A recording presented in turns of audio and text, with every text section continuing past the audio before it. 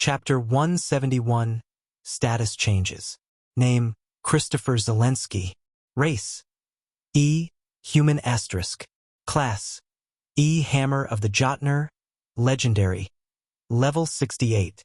Profession, E, Runesmith. Rare, Level 58. Affinity, Arctic. Faction, Frostheim, Outpost Leader. Strength, 892. Agility, 443. Perception, 254. Fortitude, 727. Endurance, 404. Vitality, 295. Intelligence, 207. Wisdom, 387. Acumen, 150. Free points, 150.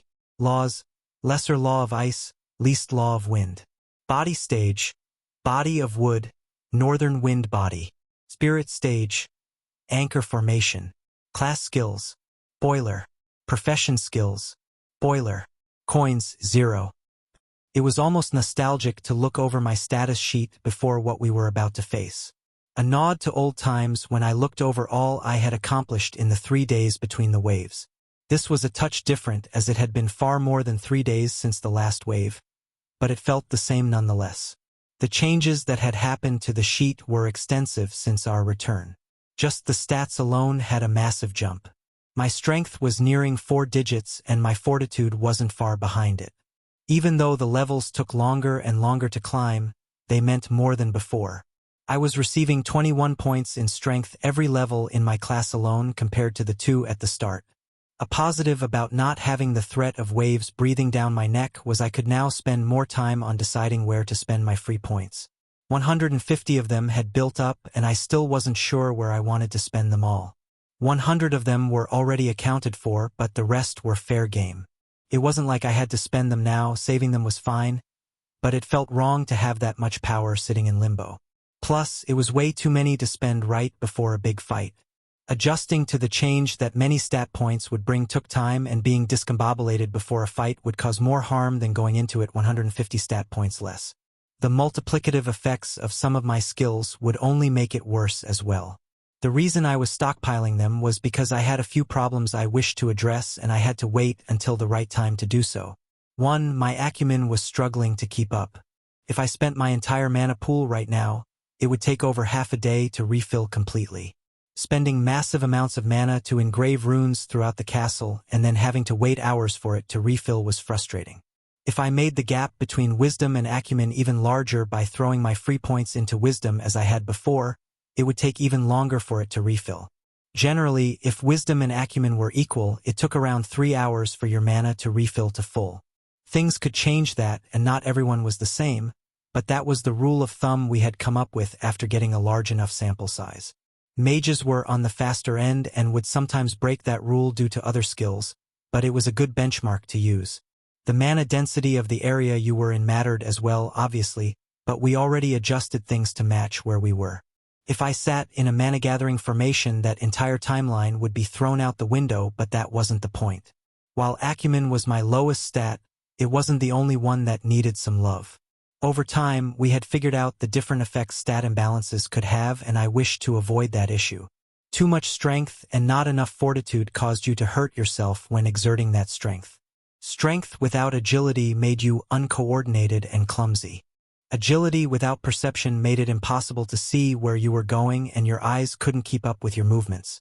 Agility without strength and muscles would tear when making sudden movements. It was all one big circle where one stat affected another, and one that got too far ahead could cause problems with the rest. The problem I was beginning to run into now was my endurance. I was built for long sustained fights, and it was how I survived the tutorial in the first place, but I was losing that edge. Points in wisdom would make the pool bigger and let me extend fights magically, but it was physically that I was beginning to falter now. As strength increased, it took more energy to utilize, or stamina, as I equated it to. To swing around my hammer with the speed and strength I did, it took a mountain of stamina to do for extended periods. But as my strength skyrocketed with the levels, my endurance didn't keep up. It was below that 2-to-1 ratio I liked to keep. Plus, Avalanche and rage drained stamina at astounding rates.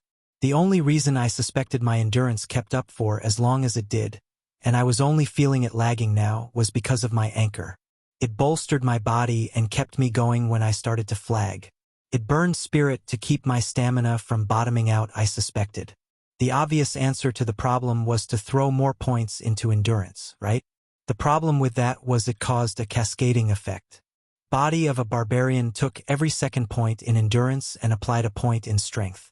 So, for example, if I threw 42 points into endurance to bring it to 446, exactly half, it would then add 21 points to strength, causing it to fall below half again. The end result of balancing the two would take 56 points into endurance, causing strength to go up by 28. That was a large enough jump to take a day or two to get comfortable with. That didn't sound too bad until you took into account the delicate work I had been doing.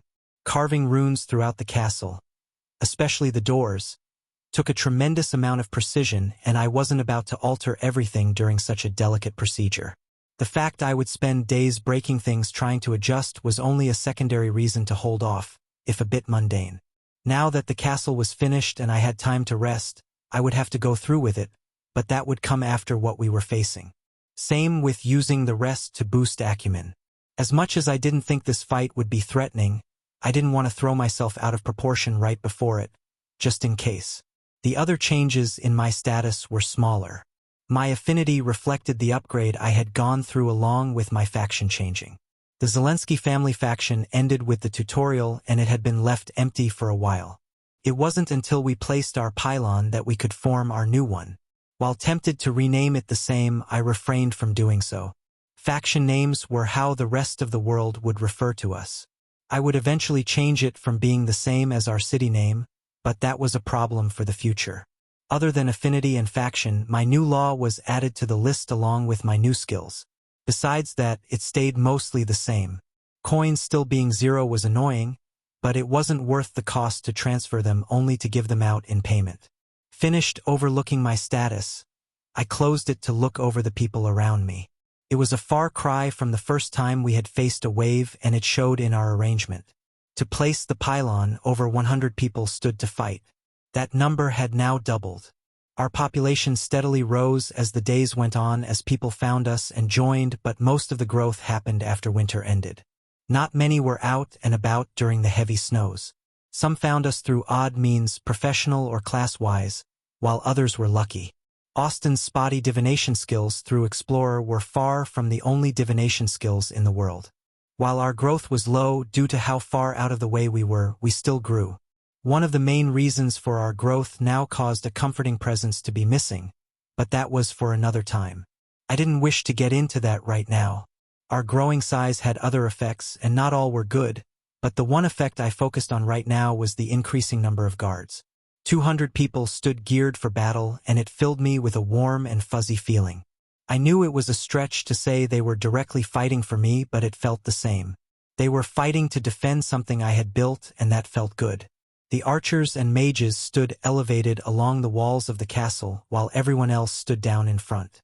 I didn't order them to, or was it necessary for them to, but they took this as an opportunity to grow. Similar to how Austin and I fought in front of the gates not long ago.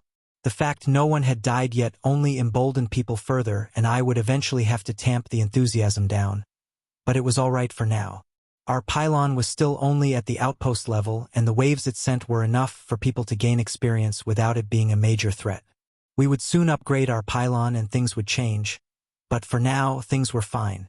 The difficulty would go up when we upgraded it to village and then town, but I was in no rush. We could wait until we had a proper wall before we went through with all the upgrades. We were missing out on the benefits of an upgraded pylon, but those benefits weren't enough to warrant rushing. We gathered most of the materials we needed ourselves, and the things we traded for were small, so increasing that range wasn't as valuable. Jonathan being E rank already got us enough range to reach other pylons. Reaching further wouldn't change much. It would increase the variety of things available, but I doubted anything truly valuable was being sold. There were other benefits to a higher-tier pylon, but those wouldn't help us right now and also weren't worth rushing for. This would be the fourth wave we would face since placing our pylon, and it would be our fourth victory. The waves were all similar to what we faced the first time, around 200 to 300 level 30 enemies with a few above that. Those numbers were going up, but not nearly at the same rate as the tutorial. The increased numbers were hard to quantify at first, they were so small. Some said it was the rising mana levels of the planet causing the increase, and I was inclined to believe them. The mana levels had continued to rise, and no one could tell when that would end. Our planet was technically still adjusting to mana. We weren't told what the final grade of the planet would be, but we knew it was currently approaching D-grade. Mana would continue to rise until the planet reached its final grade and only stabilized after that, but until then, it was something we had to account for. The stronger challenge of owning a city wasn't something we could change, nor did I want it to. It was a bit wrong of me to wish for it to be harder, but the harder it was to own a city, the fewer there would be. The fewer cities there were, the fewer conflicts over land would arise. That circle kept flowing, but the point was, the fewer cities there were, the smaller the chance of someone trying to fight for mine. While I wouldn't seek out war and would try to avoid it if I could, there was a Latin saying that summed it up pretty well. Something I had heard from my father once upon a time. Si vis pacem para bellum. If you want peace, prepare for war. I hoped to build something strong enough that people were deterred from even the thought of attacking me. The castle was only the start. I was pulled out of my thoughts by the chime of a notification. The familiar notification that came before every wave. Defend your claim. None of the nervous twitches accompanied it this time, as everyone here had faced one before. People only rechecked armor straps or pulled lightly to test bowstrings, making sure everything was ready. It was with a small smile that I faced the coming monsters and led from the front. Archers! The odd 20 or so standing near me on the wall moved in unison. Knocking flowed into a full draw fluidly before waiting for the order. A stark difference compared to the first time we had done this. While I didn't care much for leadership, it felt good to command such a response. My small smile turned a touch bigger. Fire! Chapter 172 Departure. The wave the other day went smoothly like the previous four had, and now I was back to managing our growing populace. Honestly, it was a bit of a shame the waves only came once a month to break up the monotony of governing. It gave everyone a chance to get real experience fighting and gave me the chance to hone my battlefield commanding. Not all who wished to be guards were as combat experienced as others. The waves were a stark difference from how I remembered them. Instead of the heralds of death, I knew them as, they were just another thing to manage among my list of growing responsibilities. The frequency with which they arrived varied compared to before. They used to be like Swiss clockwork with their consistency, right at noon every 3 days, but that didn't hold true anymore.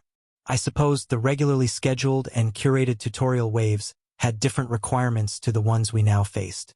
The waves, as our tutorial was meant to show if it wasn't a death trap, were there to test cities. Or pylons, as one went with the other now. They kept the unworthy from controlling pylons, as one information book pretentiously stated. They were designed to make sure whoever owned one had the strength required to defend it. I wasn't sure what the great system needed these tests for, but it seemed to be a requirement for a lot of things. Tests to evolve, tests for pylon ownership, tests for everything. What dictated the strength of the wave scent or tests was the grade of the planet and the tier of the pylon. On higher-tiered planets where land was more valuable due to higher mana density, the tests were harder. Our planet, being on the lower end of the grades as it was newly integrated, didn't have that hard of waves. As it increased in grade, that would change, but so would our preparedness to face them. The second reason our waves were so tame was because we were still only at the outpost level. Being on a lower-grade planet with the lowest-tier pylon resulted in facing waves with the average level in the 30s.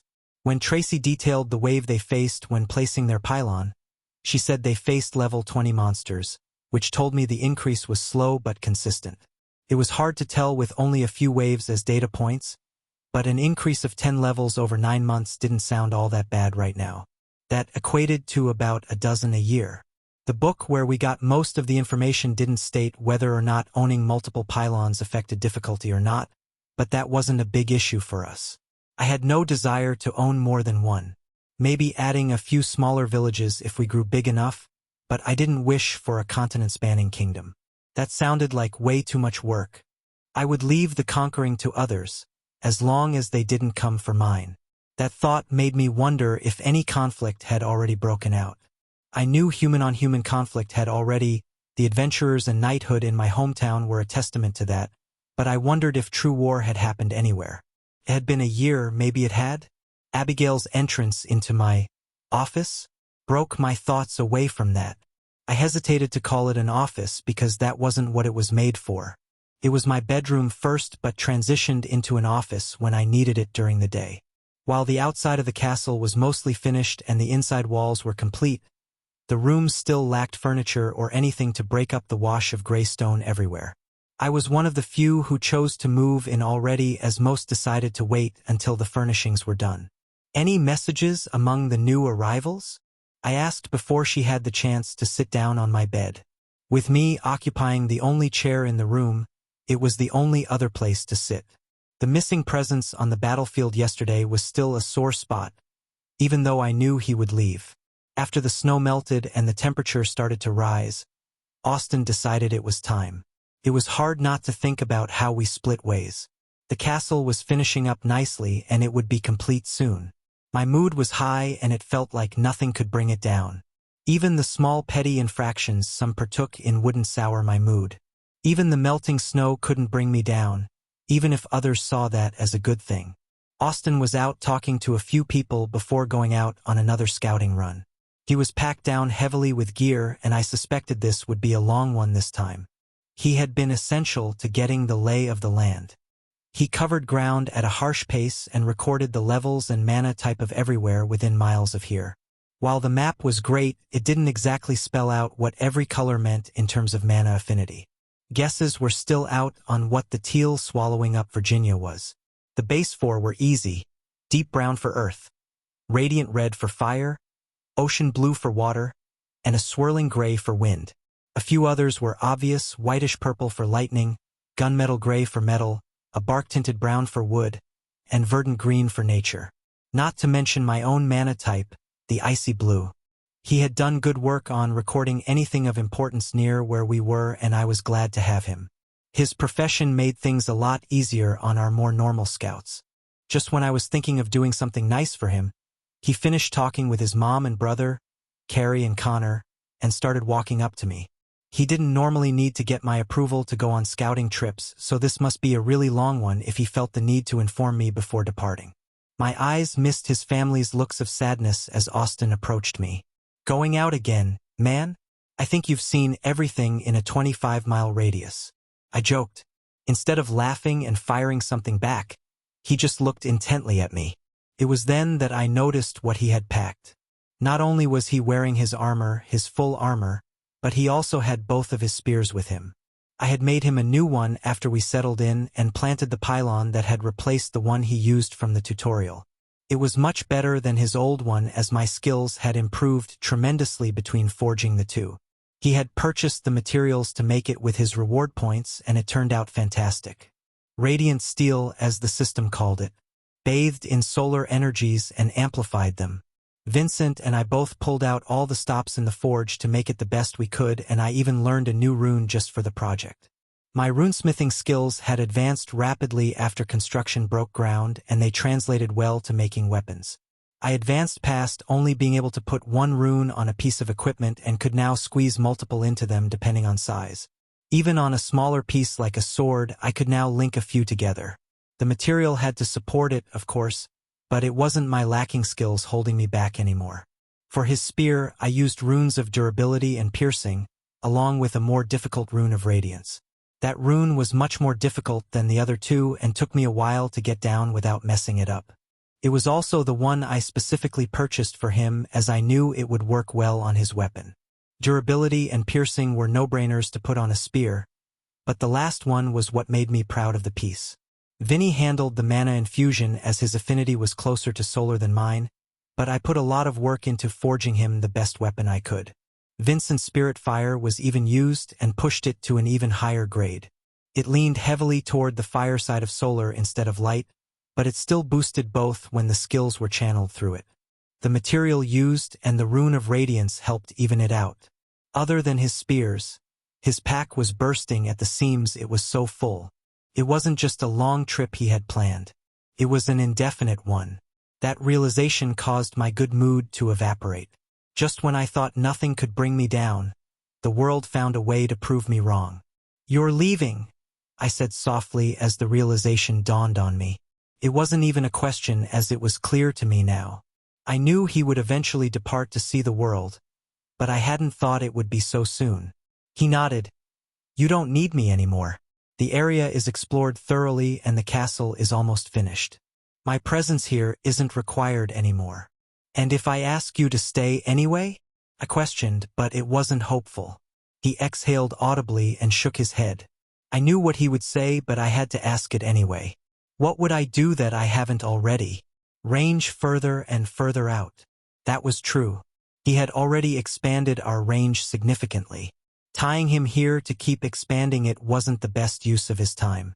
Nor did I want to chain him here unwillingly. He had a heart to explore. During our journey north was the happiest I had ever seen him, and I wasn't going to keep him from that. "Don't go out there and die on me," I said and punched him lightly on the shoulder. "That wouldn't be too bad of a way to go. Venture off into the sunset, never to be seen again," he said wistfully, looking up at the sun. "It has a certain mystique to it I like." I couldn't help but snort. He had always had a flair for the dramatic. "What?" He looked at me questioningly. "Not all of us wish to go out in a blaze of glory like you. While that is still a good way to go, disappearing into the sunset has its charm." "I didn't think our parting words would be on how we wish to die," I said with a laugh. "Hey, you were the one who started all the death talk," he defended. I decided not to respond and gave him a big hug instead. His enormous bag got in the way, but I gave him a squeeze anyway and a pat on the shoulders. It would be a while until I saw him again. "Don't be a stranger, eh? You'll always have a room here to come back to," I said. I know. I'll come back to regale you with tales of my adventure," he said sarcastically with a smile as we broke apart. "I look forward to hearing them," I answered, and then added before it got too chummy. "Now go on, see the world, or whatever you wanted to do." Nothing more needed to be said, so he turned and left. Before he got too far, I shouted a final question, an afterthought I should have asked first. "Where will you go?" He turned as he walked backward with a great smile on his face. "I don't know." He seemed happy that was the answer. "Wherever the sun takes me." I stood and watched him depart for longer than I would admit to. Ever since his departure, people had been steadily trickling in from northern Canada. They claimed a spear-wielding warrior pointed them in this direction if they wanted safety. Not many survived the winter this far north, and not many lived up here originally, but enough did to boost our population. Occasionally, the new arrivals carried messages from him if he felt like leaving one, and they were always the first I asked about when new arrivals appeared. Not this time. They used to live near Winnipeg before arriving here and had no new information that we didn't already know. Abigail answered. Finding out where the arrivals were from was a good way to follow along his journey, but it wasn't the only information they brought. With every new arrival, we tried to get anything new out of them. We had already learned a great many things depending on what kind of tutorial the person experienced. We were keeping a list of all we knew, and there were a few that stood out. The one detailing dungeon breaks was especially insightful on how to keep them from happening. But one captured people's attention more than all the others, though, and only a few had experienced it. Something they called the Blight. Rumors went wild when they first arrived and word spread, but it highlighted that there was more to prepare for than we had initially thought. Chapter 173, The Molten Smith. "Are you sure about this?" I asked skeptically as my eyes roved the building in front of me. The heat rolled off the building and distorted the air if I looked close enough. It reminded me of when it was me standing where Vincent was getting asked the same question. When I was the center of everyone's worried glances and expressions of pity. "Were you?" he asked in response, which was as good a response as any. I knew the pain that he was in for. Looking at what was built to contain the fires needed for the process, I had to say it didn't look like a fun time. At least it was built solidly and didn't have glowing lines strewn all over it like mine did. After the castle was finished, Vincent had asked for a few of the construction workers' help in building this monstrosity. I had agreed to his request as it was only a small portion of our workforce that he needed, and it would help both him and Rachel. After hearing some of the newcomers' stories, advancement was a hard thing to postpone without good reason, especially with the knowledge of certain new threats our world would face. Similar to the wind chamber I had built so long ago, Vincent had done the same, but with fire. He and Rachel had gotten together to examine all the secrets of their technique book and come up with this to facilitate the process. Maybe it was envy or jealousy, but their technique was better than mine. It didn't have better benefits or anything, as all body refinement grades were about equal, but it had way more options. When I bought mine, I knew exactly what I wanted and only bought the one specific technique I needed, to keep the cost low. But they bought theirs at the end from the reward store, which had a lot more options. The one they ended up getting was a branching technique book that had multiple different ones to choose from depending on the exact effect you wanted. While all were fire-based as it was their affinity, the book contained different variations of techniques. Fire mixed with stone for a magma or lava effect. One had fire and molten metal. One even had fire and water to make steam, or superheated steam as the book claimed. Other than fire and a bunch of secondary elements, it also had specific variations of fire. One focused on the ignition part of fire, while another intensity and another the combustion part. Anything a fire affinity could want in a body of wood was available, and it only aggravated me a tiny bit. The book was penned by a rather famous faction known for their advancements in fire, if what was written were to be believed. It could be self-boasting for all I knew, but the Order of the Phoenix Flame sounded impressive out of context. Their name was prominently displayed as the author on the book's cover. Where mine only came with the one wind and ice mixture, they had a few to choose from depending on what they wanted. It was the main reason Vincent and Rachel could use the same technique book even though they were going to be using different sub-elements. I wouldn't go back and choose any differently, as I quite liked my results, but it was still disheartening. The knowledge Rachel spent a large portion of her reward points on it placated my feeling of envy. Still, the fact our faction had more resources for fire affinity members than ice affinity members didn't feel right when we were this far north. Vincent, as a blacksmith more than a fighter, was going for a fire and molten metal combination to aid him in his craft. The bloodline he had chosen was also in line with that endeavor. That wasn't to say they couldn't be used for combat, just they were mainly geared toward making him a better blacksmith. Vincent's bloodline followed my own in a way. He took me choosing what I had as a nudge to follow suit, even if it was slightly frowned upon. Fire Titans and Frost Giants were similar in their dislike of people using their bloodline. It was a lesser tier, a step below my own, but it was in the same family. His would be equivalent to if I had chosen Frost-touched instead of Frostborn, which meant his road to Fire Titan would be a long one.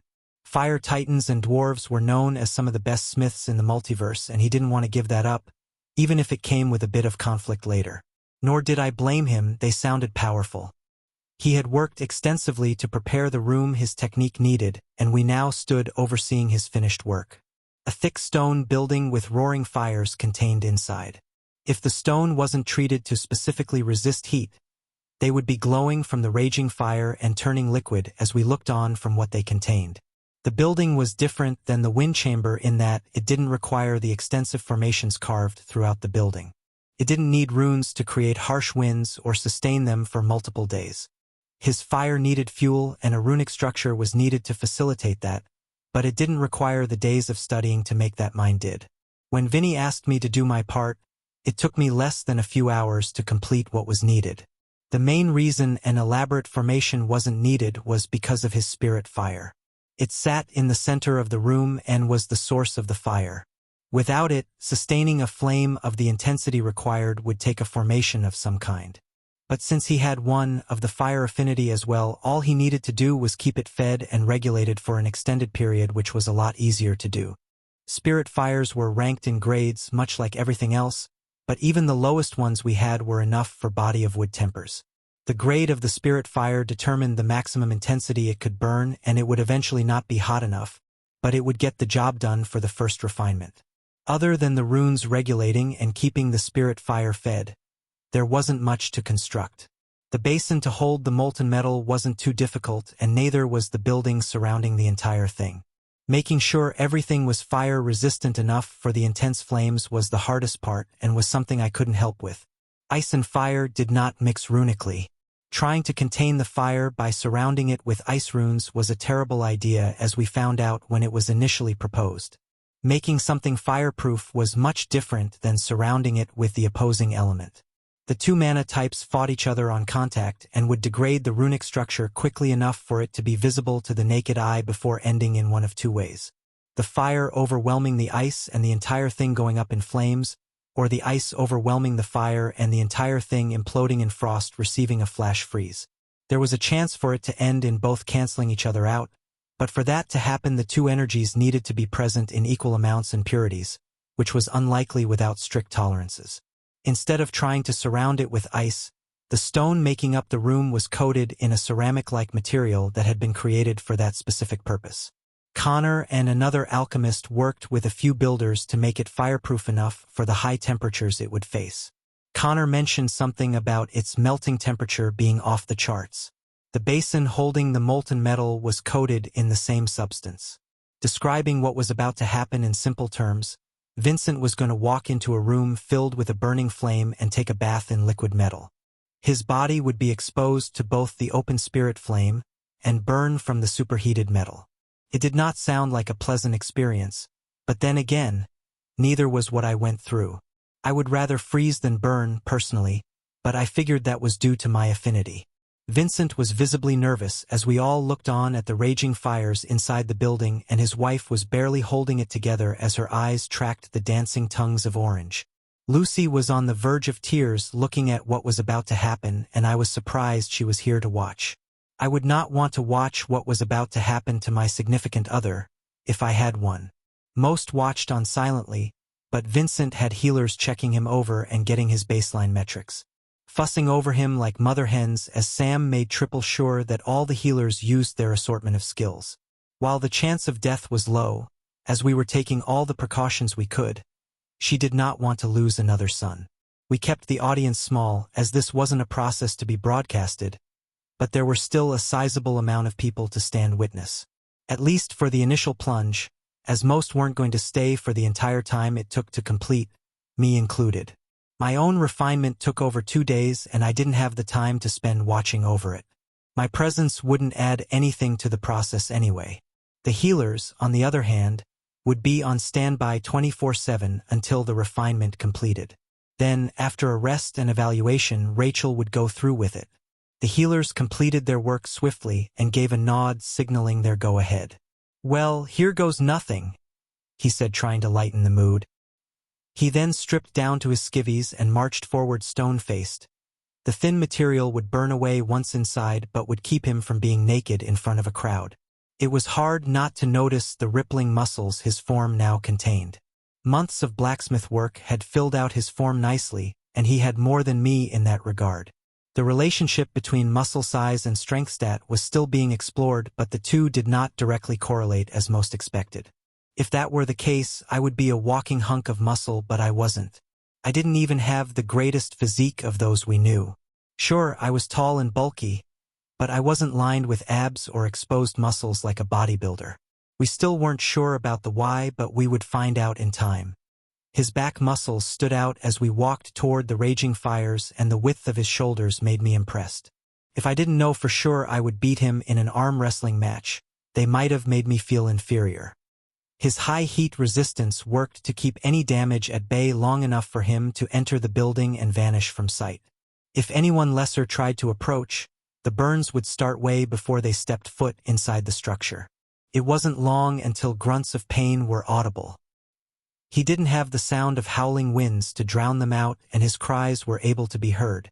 Lucy's face morphed through various emotions at her husband's audible pain, but she held firm and stared on.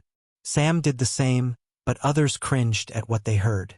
We knew the process was painful, as this wasn't the first time someone had gone through with it, but it was the first to be so audible. I had winds to drown in out, and Mitchell was unconscious for the process. I stayed for the first hour but had enough after that. The sounds did not fill me with happy feelings, and all I could do was pray his process was fast and smooth. I had given his chosen technique a read before, and it was hard not to picture what was happening as I listened. The molten smith's body was quite detailed in what would happen. Chapter 174 paradoxical, but it works. Nothing unexpected arose from the process, and it seemed to be going smoothly based on what I was told, even if I wasn't there to watch. I checked in every once in a while, but other than that, I kept myself busy. Sitting around knowing what was happening was almost worse than listening to it. My mind kept bringing up the memories of what I went through and my prayers for it to end. Instead, to keep my hands busy and mind occupied, I deferred my governing tasks for later and focused on something else. While Vincent had a spirit fire for his craft, I had one of my own, and it was past time to start forging with it. I had let construction pull me away from focusing on my profession. I hadn't seen much love, but it was now time to change that. My profession had advanced in level because of runes for the past few months, and it was time to even things out with a bit of forging. Get back into the heart of my profession and pick up the hammer again. The smithing hammer. While all spirit fires were similar, their affinities could vary. All resembled a ball of fire but differed in color and gave off different feelings. Vinny's fire roared and emanated heat like it had a miniature sun contained inside. Mine was the opposite, not only in color but feeling as well. It felt like it contained the heart of a glacier, and the air coming off of it carried a chill, as if it had blown over miles of ice. The flame also matched my mana color and was a striking light blue. It still looked and acted like a flame, flickering back and forth in various tongues that waved upward, but it wasn't the same as a flame. Honestly, it was a touch weird to look at. It so closely resembled fire that my mind expected it to be fire. Like I would burn myself if I stuck my hand close enough. Another oddity of the flame was the effect it had on materials. Not every spirit fire had uses beneficial to forging, as some were better for alchemists or other professions, but ice surprisingly could. Wood affinity spirit flames were surprisingly well suited to alchemy, however that flame worked. When I originally searched for it in the reward store, I half expected my affinity to be incompatible with forging, but I was wrong. The cold emanating out from the blue fire softened metal similarly to how heat did, which I thought was odd. Cold temperatures should make metal brittle, not ductile. The key word being should. I had long foregone fire and turned to cold forging in my craft, but I had experimented with using the spirit flame before. Its effect made it even easier than normal, as I didn't have to use as much force with the hammer. The flame was cold to the touch, and metal placed near it became cold to the touch as well. Hell, one started to frost over when I left it in the flame long enough. By all the reasoning I knew, it shouldn't work the way it did. Cold did not affect metal the way the spirit fire was doing it. My years of engineering taught me cold temperatures made metal brittle, and I had experience using my own powers to do the same to the metal ants in the tutorial. Both before and after the world changed did the cold make metal brittle, but this seemed to stand proudly in defiance of normal convention. It was a true paradox my mind couldn't comprehend. At least not yet. Maybe it was a law I was missing that worked behind the scenes, or maybe it was something different entirely. Magic in high concentrations could have odd effects. The perpetual storm over Chicago could attest to that. Even without knowledge of the intricate details, my experiments using the flame went swimmingly. It eased the process of forging by softening the metal, and it boosted the grade I could forge with the mana it gave off. It constantly emitted a deluge of ice mana similar to how a normal fire would radiate heat. The mana would flow into the material during the forging process and boost its grade by a small amount. The slight hiccups I found when using the flame was when I couldn't feed it enough. As a magical fire, it needed magical fuel. Wood and coal did little else except frost over when placed inside the flame. It fed on mana, or more specifically, ice mana. It was little surprise that the ice-attributed spirit flame preferred ice-attributed mana as fuel, but it was still nice to gain that little bit of confirmation. After seeing the paradoxical effects it had, I didn't want to assume anything. Neutral mana worked as well but wasn't as efficient, taking more mana to have the same effect, and so did other attributes close enough. Water and wind seemed no worse than neutral mana when I had Abigail and my mother feed it with their mana pools. Gabriel wanted to go around testing the effects everyone's mana pool had when used as fuel, but I curbed his enthusiasm. It wasn't that I preferred to keep it hidden, but I also didn't wish to parade our treasures around. Greed was an easy thing to induce. People knew of Vincent's already, as that one was hard to keep secret, but mine was lesser known. Only the people who had seen me pack it when we first left knew I had it, which was a small portion of our growing city. I did not use it out in the open, and that would remain the case going forward. The few experiments I had done with it were behind closed doors inside the castle. Oddly enough, it was my mother who pushed for more secrecy regarding some of the things we had. I would eventually build myself a dedicated forge inside what I called the compound, but that would have to wait until the inner wall was constructed. Besides the keep part of the castle, we had a few other structures planned for inside the inner wall. The area staked off inside the future wall was large enough to accommodate more structures than only the keep.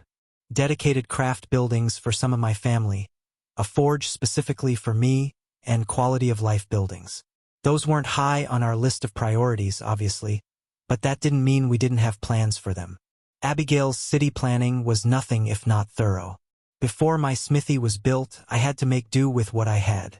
A room in the same wing of the castle as my bedroom was taken over with tools and materials and the few things I brought with me from the tutorial.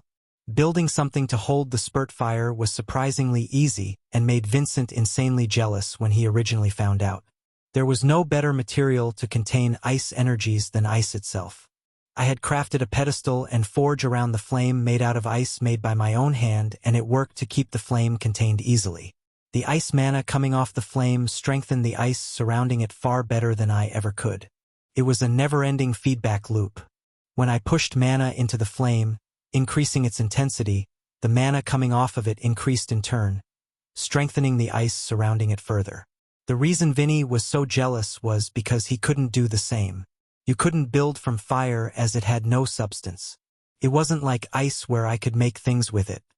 He had to jump through a series of hoops to build something strong enough to contain his flame and allow him to work with it without burning everything down. It had taken him working for months with Braden and Connor to build something that would accomplish the feat, and that was where the ceramic coating originated. It was also the main reason he was so attached to his anvil. It had taken a very expensive fire-resistant metal along with an intricate heat treatment to keep it from melting in high temperatures. It was one of the more expensive things we owned because of the material alone, not that I'd ever tell him that. To me, it was entirely unnecessary to haul it thousands of miles north with us. Hey, I couldn't renege on the shit I gave him over it, and I was sticking to what I said, even if it was said under duress of pulling the damn thing. The ice my forge was made of still wasn't strong enough for me to hammer on without shattering, much to my disappointment.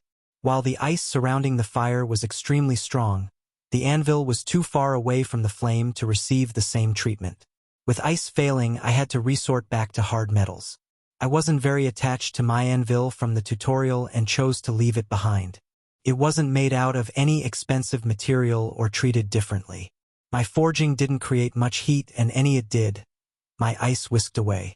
The only thing it needed to do was resist force, and there were plenty of materials out there that could do that. Even mundane high-carbon steel of sufficient grade could work. The real part one missed from my previous setup was the base I had. The slab of metal I put under my anvil to keep the shockwaves from dissipating. That thing was entirely too heavy and unwieldy to bring on a cross-country trip, no matter how much I missed it now. Without it, I had to make do with what I had, and that was enough for now. The hardened stone of the castle did the same, if to a lesser degree. I would look into better materials later, but for now I wanted to get back into forging. One thing that I felt should be pointed out was just because my profession level was higher now, that didn't automatically make me a better smith. My skill rarities were still only common and uncommon, a far cry away from what I wanted them. Reaching level 58 didn't give me any knowledge or techniques on how to forge better, and I was still on the level I was back before I evolved, which was frustrating.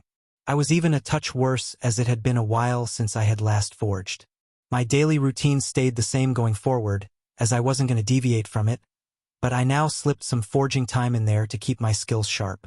It made it so that I couldn't spend as much time helping with construction, but that was fine with me. It wasn't yet time for the runes, and the only thing I would be doing was manual labor, which I could leave to others. It didn't take long to see results, and it was extremely gratifying to see my skills increase. While building the castle, mana engraving had upgraded to rare as well as basic runecrafting, But now it was time for my other skills to receive that treatment. Both create weapon and create armor reached uncommon with a bit of effort, and I felt my other skills improving as well. It wasn't a coincidence that those two had upgraded first. They were tied to the equipment I made, and once I was able to make better things, they had upgraded. It was only natural that using better materials would see those two skills upgraded quickly, even if it was a tad unearned. Well, not so much unearned as it was throwing money at the problem. I didn't let that get me down, though, and continued to hone my skills, even going back to the basics to some degree. My focus was on the first skill my profession gave me, as sense metal was well past due for an upgrade. The first skill almost every blacksmith learned could be upgraded into a variety of different things. At the skill's base, it was an information sensing skill.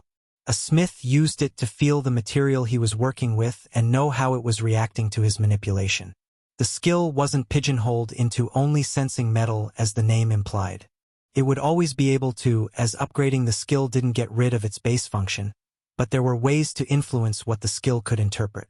Vinny went with sense temperature. He worked with a much more detailed flame control than I, and he needed to know exactly what temperature different parts of the material were. The fact that skill now helped him during his procedure was hard to banish from my head. I, on the other hand, didn't need to know that. Cold forging didn't use heat, and sensing the temperature would be useless. Instead, I pushed for sense frequency. It was a bit pushing it for a single upgrade to go all the way from sense metal into sense frequency, but I felt it would work best for my style. My style, rhythm forging, was all about creating a resonance frequency with the material I was working with, and I felt sense frequency would aid in that process the most. It was a work in progress, but I felt confident in being able to do so, even if it took a while to make it happen.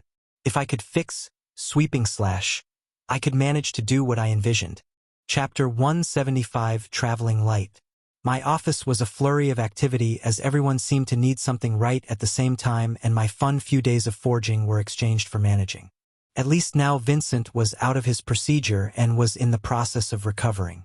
I needed a break from my forging spree anyway. The only thing saving me from a mountain of paperwork was the fact we didn't actually have paper. Some professions could conjure it as part of a skill, but those couldn't be used for everyday use. Architects and engineers could create blueprints or designs and have their skills generate the paper, but outside of that, we didn't have it lying around. We had alternatives, a plant fiber similar to papyrus or treated animal hide, but we tried to use them as little as possible as we didn't have that much. The foreman needed my approval on something, Abigail needed to run something by me in terms of direction, an altercation arose at one of the dungeons, and the farmers needed help getting the fields ready, along with a few smaller things. All at the same time. It was like the world took me looking for something to do to keep my hands busy as a challenge and had everything happen all at once. While I wasn't discounting cosmic retribution for having free time, there was a more likely solution to why everything was coinciding. The spring thaws kick-started people into motion all at the same time. Everyone was breaking out of their winter freeze and activity was on the rise, which came with problems to solve. The biggest issue, and what took priority right now, was whatever the farmers needed. They were our future food, and no matter how much I wanted to continue construction, food came first. The current issue I was looking at would have to wait. Translators weren't as important as putting seeds in the ground. I mean, who even spoke French anyway? Austin. Point of view. It was nice to be free. To go where the moment took him without ties holding him back. It felt like the chain perpetually tied around his leg had been released and he could do anything.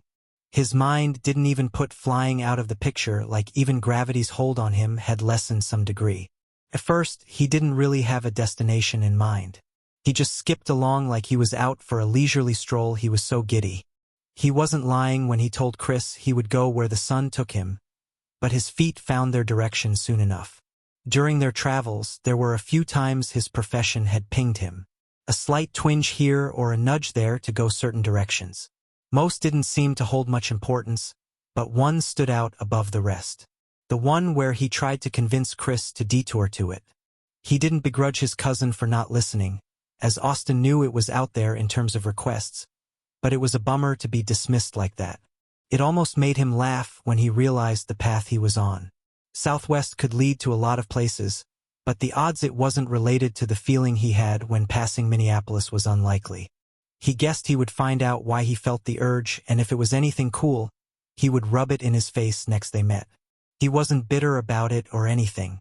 The time to get there would take him weeks on foot, but that was fine. It wasn't like he had anywhere else to be. His days of mostly solitude were only broken up when he came across other people. While rare to happen, the occasion arose more times than he thought it would. Canada had a population in the millions, and even though most had perished, that still left a lot out there. The interactions only rose in frequency as he got further south. The few he ran into looking for security, he sent Christopher's way.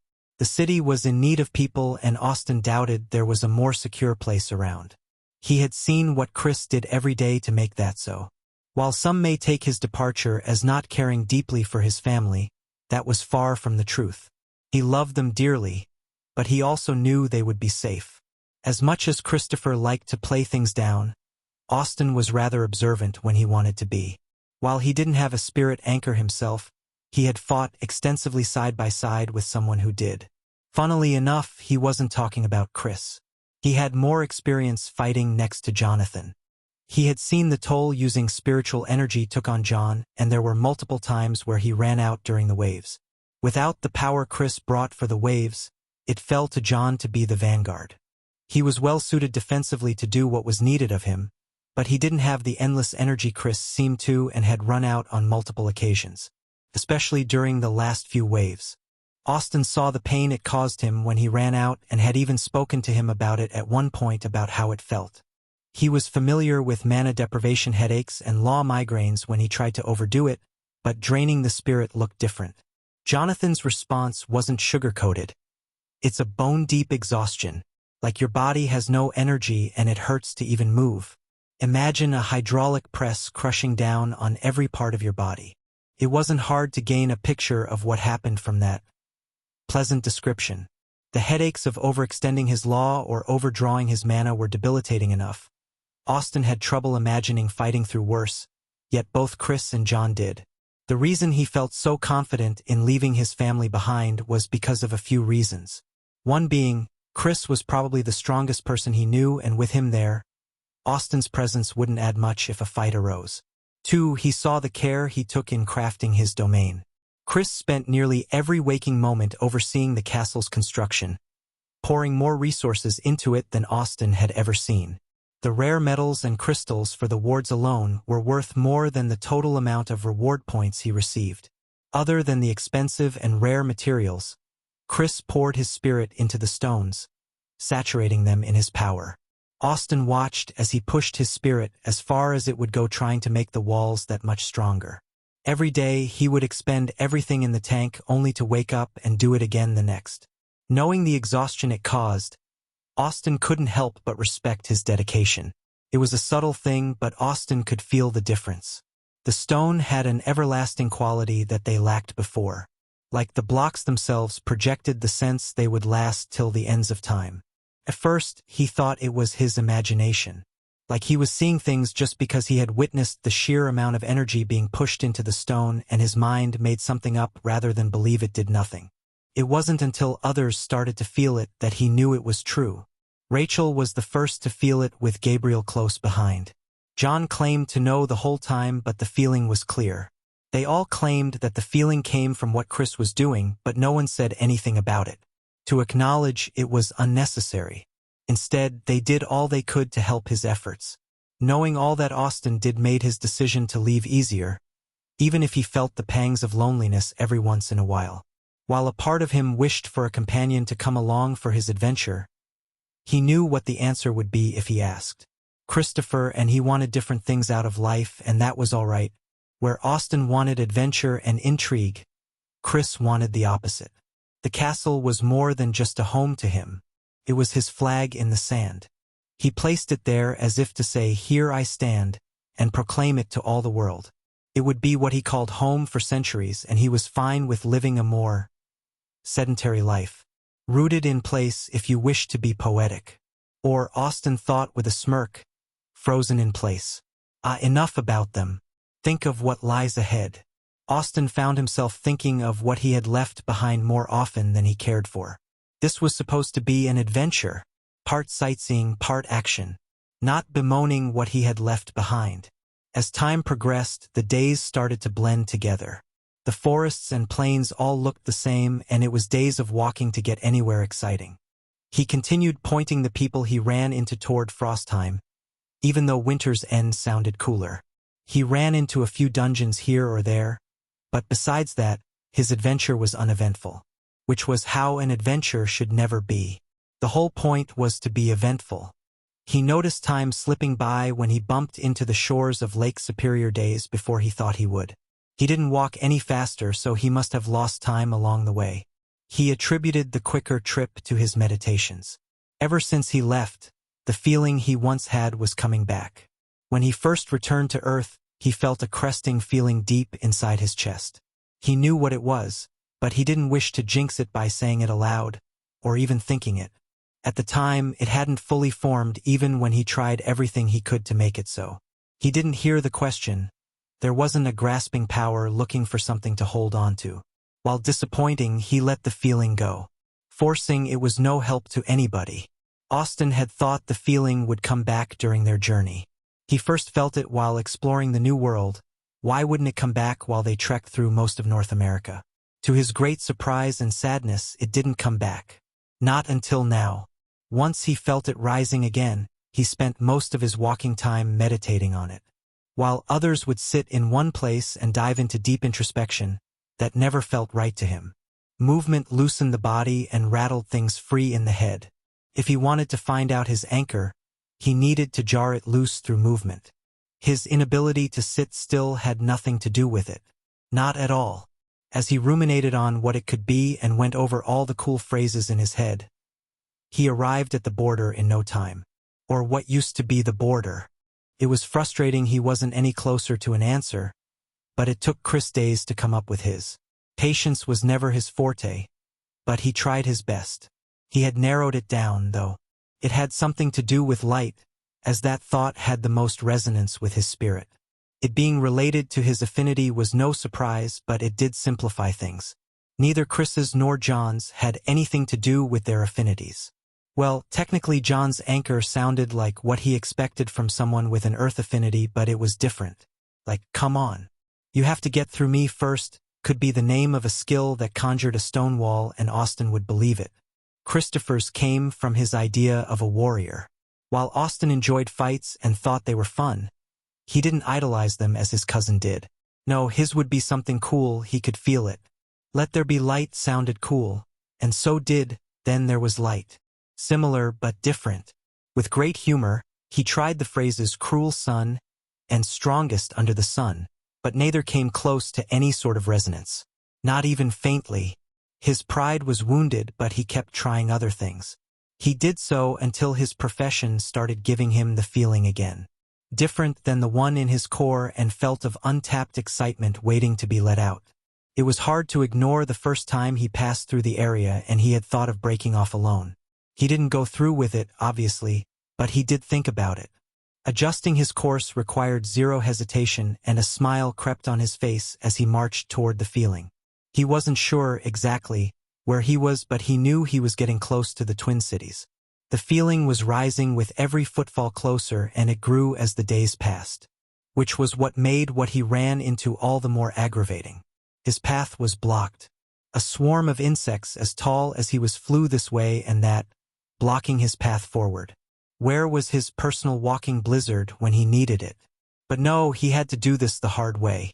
Unslinging the spear from his pack, he let his skills go without restraint. There was no reason to hold back due to losing control of his mana. There was no one to make fun of his glow here, and he could be as bright as he wanted. Chapter 176, Irrefutable Evidence. Chris. Point of view. After Vincent's procedure and recovery were finished, it was Rachel's turn to undergo the process. She was met with a similar amount of fanfare as with Vincent, if a little bit more. The spirit fire was already placed and roaring inside the building. The only thing different was that the molten metal was missing. She wasn't going the same route as Vincent with the molten smith body, and chose a different technique called the conflagration body. It would boost the explosiveness of her fire and also deepen her already strong fire affinity.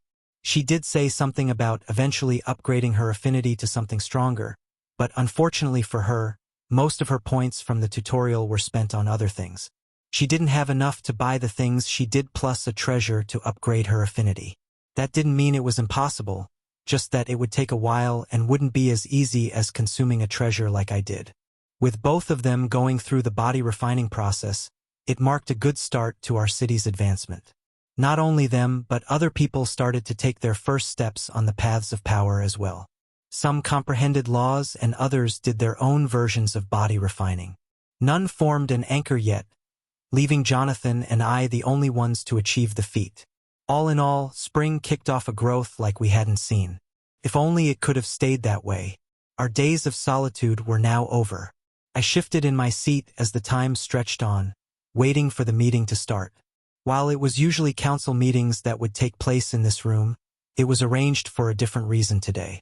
The furniture was hastily adjusted and replaced where necessary. The walls were decorated with the things we had available and rugs were placed down. Where it used to be a bare-bones stone room, it looked more welcoming now that Abigail threw up some decor. The fur rug under my feet wasn't from something I had killed myself and was of a lower-level E-ranked best, much to my displeasure, but it wasn't all that bad. Having something I personally killed would be better when meeting a foreign delegation, but we made do. Yes, a foreign delegation was the reason for all the activity taking place inside the castle. Honestly, I hadn't expected any visitors for a while yet, which was why Abigail had to hastily prepare the room for outsiders.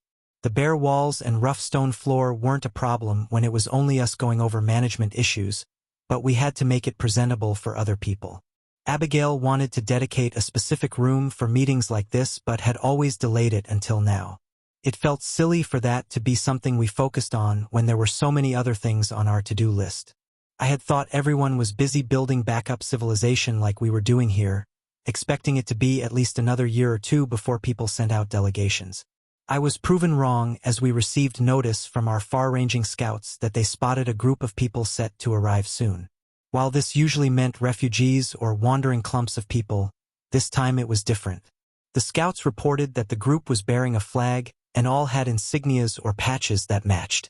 In other words, it was a coordinated group from an already established pylon coming our way. The scouts noticed the group far to the southeast and they were on a heading that would bring them directly to the castle.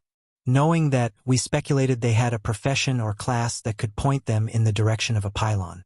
There was no other plausible way for them to know we were here.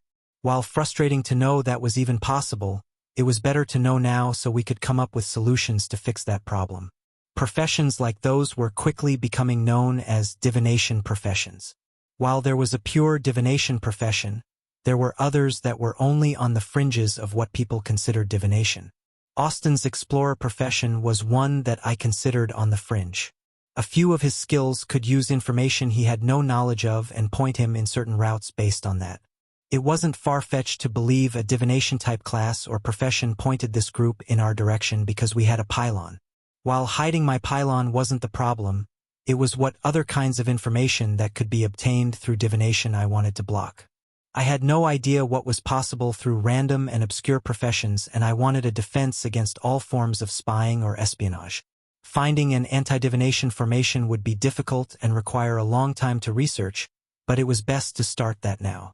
Gabriel would have to help fill in some of the gaps where I didn't have the runes, but we could do it. While countering divination would be annoying, that didn't help me with my current issue.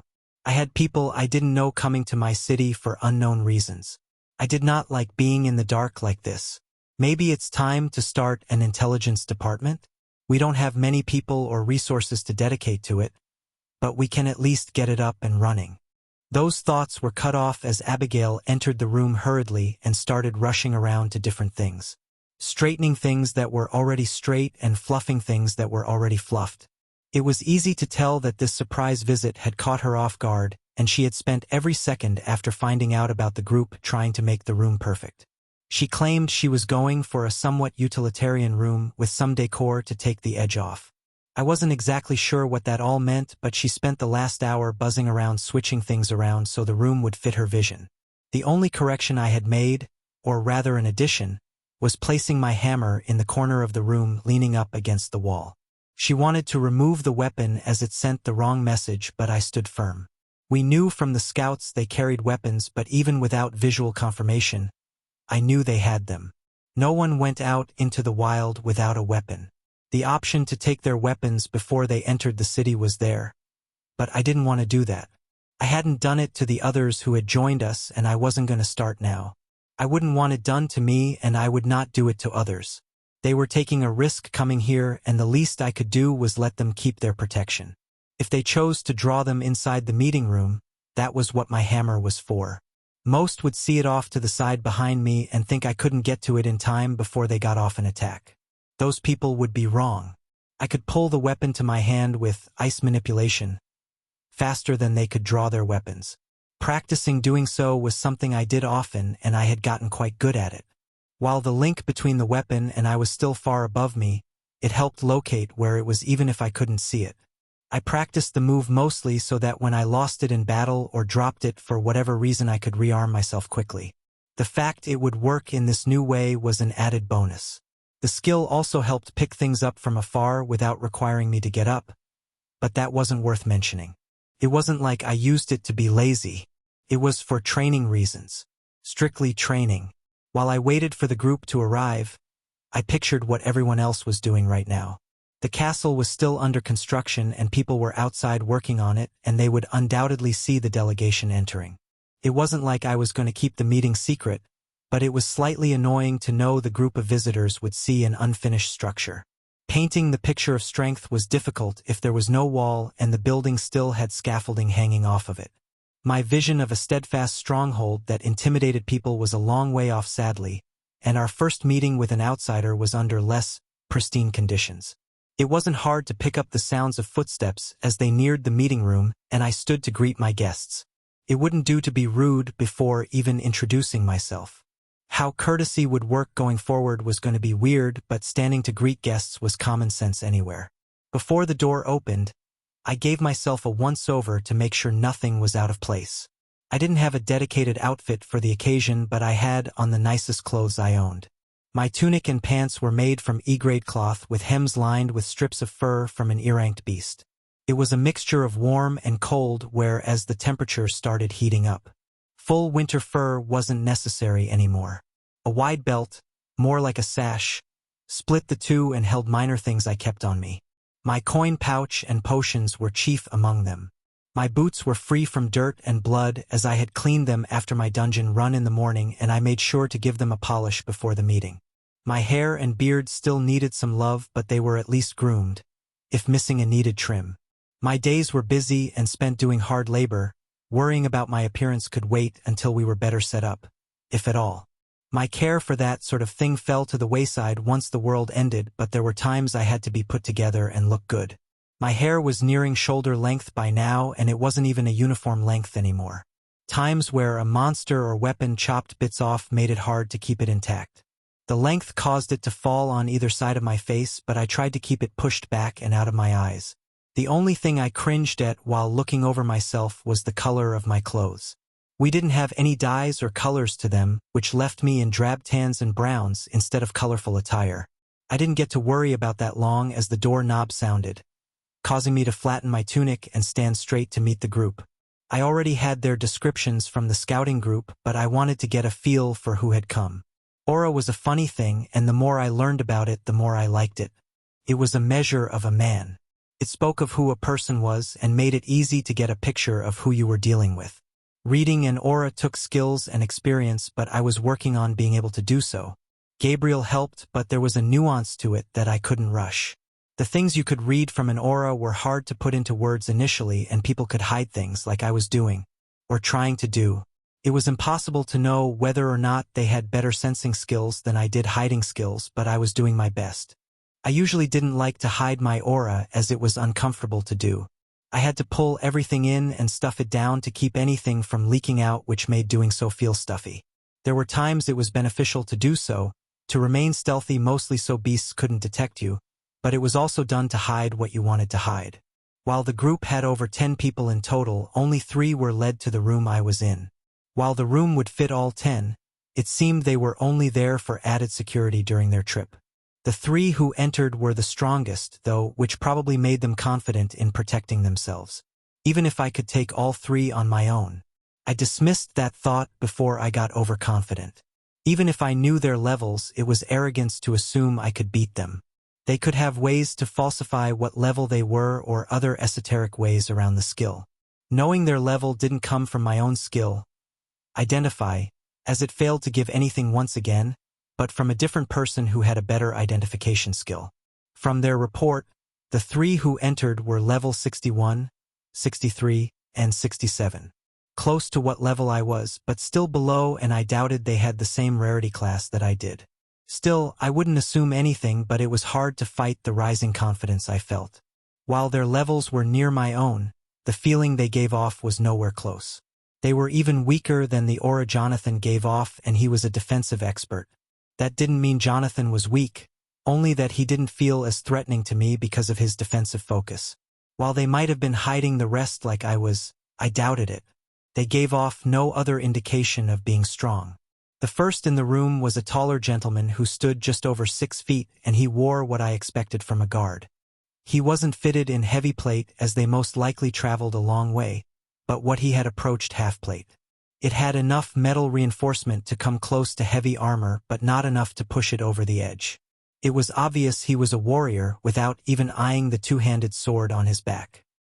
He had removed his helmet before entering at some point and revealed matted down black hair to match a dark beard. The second was who I presumed to be the leader, if their levels were any indication. The man stood a touch shorter than the leading guard and was obviously either a mage or healer. It was sometimes hard to differentiate the two as they wore similar things. The staff he held was the major giveaway, but he also didn't come off as a warrior. How I knew if someone gave off the warrior vibe? I didn't know, but I trusted what I felt. What surprised me was while the leader had the highest level, he didn't feel the strongest to me. That honor belonged to the woman behind him, holding down the rear.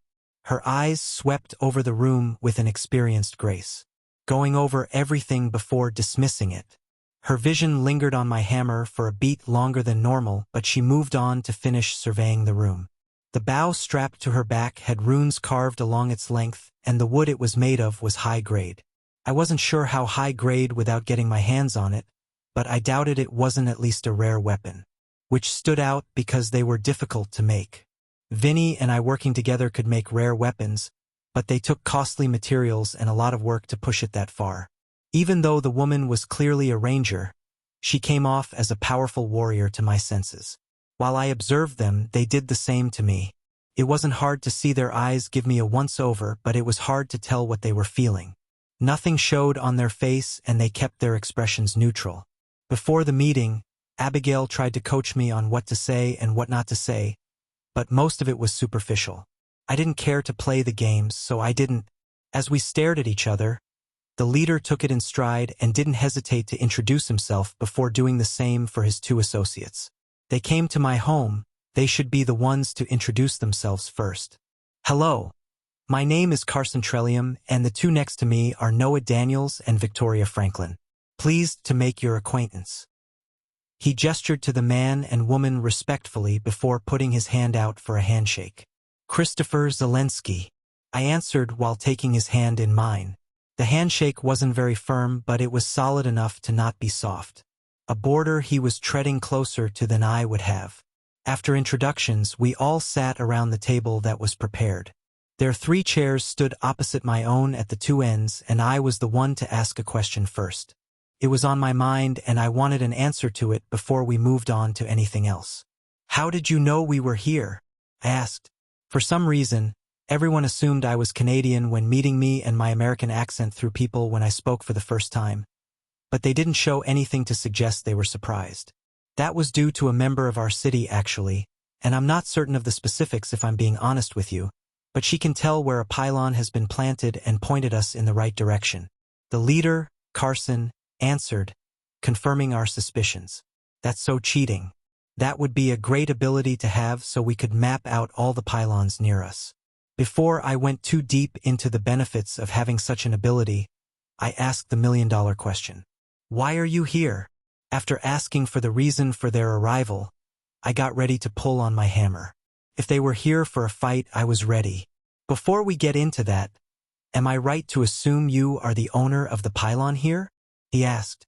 My nod confirmed his assumption, and he continued. A serious expression dawned on his face before he spoke, and his face matched his tone. We've come seeking aid. What he said surprised me. For some reason, a call for aid wasn't on the list of things I thought he would say. Trade, cooperation, demands, all were on the list of things I expected, but a request for help wasn't. What's strong enough for someone to call for aid instead of just leaving? If a monster was too strong for a group or city to handle, evacuating to somewhere safer was common sense. Sending out groups asking for help wasn't. He continued, probably sensing my doubt. We've been sent to warn and ask for cooperation in facing the threat we've uncovered. A grave threat that looms over everyone in the area. Maybe all of Northern America. At this point, I was becoming skeptical of who was in front of me. A threat? Really? We dealt with those on a daily as various beasts tried to attack people. What could possibly be so grave for you to claim that? The trials won't start for years, yet you claim to know of a threat big enough to affect a continent. I asked, letting my skepticism leak in. I had just met the guy and he was going all doomsday on me. Demons. We've found irrefutable evidence of demons. Chapter 177 Demons. Chris. Point of view. Demons? Really? I asked before I fully comprehended what was said. It was just so outlandish. Sure, we knew of them now that the world had changed, but it was still odd to think of them as real. When one shouted demons, it was hard not to think of all the depictions from fantasy shows and whatnot. Even though they were very real now and were possibly a threat, my knee-jerk reaction was to think it unbelievable. Yes, demons. Carson confirmed like he expected my skepticism. After we found proof and the remains of a demon summoning ritual, our city leader sent us out to call for help. That is the reason we are here. After he gave a touch more information, and my mind kicked into action that this wasn't a joke, I pulled up everything I knew about demons. Not something I thought I would ever say. Demons were a race among the multiverse similar in some ways to how they were depicted in our mythologies. They were cruel, cunning, deceptive, and most of all, corruptive. They infected worlds, draining them of their essence and twisting them into hellish wastelands that only benefited demons. Like our stories, they were waging a never-ending war against another race, the angels, but that was irrelevant to what they were doing here and not worth getting into. Plus, the angels weren't as radiant and angelic as their name would believe. There was just as much dirt on their race as there was on demons. Except their vice wasn't taking over planets as much as waging holy wars. Demons, though, were a nuisance anywhere. Just the mana they gave off was enough to infect other creatures, turning them demonic, which was how the demonic leopards from the tutorial were made. The only reason a demon would be on Earth was for only two reasons. Because the terraforming made them and they now populated the planet, or someone was stupid enough to summon one. Based on the fact that Carson just said they found evidence of a summoning ritual, I guessed it was the latter. Summoning rituals sounded exactly like what they were. Using a type of formation along with rare materials and reagents, sometimes even a sacrifice, you could call out to a being you wished to summon and pull it through space to your location. It wasn't strictly in the domain of demons, but they were by far the most popular thing that was summoned in such a way. Most other races would ignore any attempts at being summoned, and some would even take it as an insult. Elemental spirits were another commonly summoned race, but they weren't as typical as demons. The reason, not that it was hard to figure out, was for power. Lust for power was by far the biggest motivation to summon one of their ilk. Making a deal with a demon was far more real than when that saying originated. Note that I hadn't mentioned devils, as those were different races. While similar, they had one distinct difference. Devils didn't lie. Didn't or couldn't, I wasn't sure. But in the various books Abigail purchased about the other races in the multiverse, it stated devils didn't lie. Additionally, they had an odd sense of honor to them that made them distinct compared to the scheming demons. A devil always keeps his word and all that, I guess. Other than the base background information that came to mind, the reason the people in front of me were taking their appearance as a grave threat was how demons propagated. Once summoned, if not contained, They would begin corrupting anything and everything they could while consuming materials and treasures they found to gain power. Just their presence was enough to cause a disturbance. Similar to an aura, they exuded demonic mana that seeped into the environment and would inadvertently start the process of turning the area demonic. Turning the flora and fauna demonic was just the start. It would creep into the water and air, which spread the infection to places the demon hadn't even been, creating a virus that was hard to kill off. If it was only one demon doing this, the process would be slow and easy to take care of. The inherent nature of the plants and animals would fight against the corruption, but that was when the threat was smallest. Taking on a solo demon wasn't that different than taking on a strong monster. The problems began when one demon started summoning others. If left alone or unnoticed, they could summon countless of their kind and become a very real threat. Hence their concern and call for aid. The three guests let me think about what they said in silence, and it wasn't until I fully comprehended what they were saying that I spoke. How long ago? The biggest question now was how long had the demons run free? Knowing how long would give a better picture of how big of a threat this was. If, for heaven's sake, they had been here since our return, they would have had over a year to do whatever they wanted. A demon left alone for a year could have already turned into an army by now, let alone the size area that would be infected. Carson's face strained at my question, and I knew I wouldn't like the answer even before he said it. "We don't know." He sighed. "Yep, I didn't like it. We didn't venture out much during the winter, as I'm sure you know, and only found the area after the weather warmed up. The place was abandoned and it looked to be months old, but it could be longer." It was the ranger who spoke up now, Victoria. Seeing another speak wasn't that surprising, but the way the meeting was going so far made me think the man in the middle would talk the whole time. I looked over at the taller warrior on the left, but he seemed content to let the others do all the talking.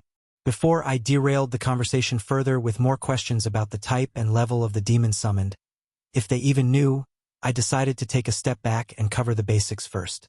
"Where did you say you were from, and where was the demon ritual found?" I asked instead of the many other questions I had. Getting a better picture of exactly where this was taking place would help in how we approach this. "Oh, sorry about that. I jumped right into it without even telling you where I was from. We come from Fort Hope, in central Ontario," the leader said apologetically.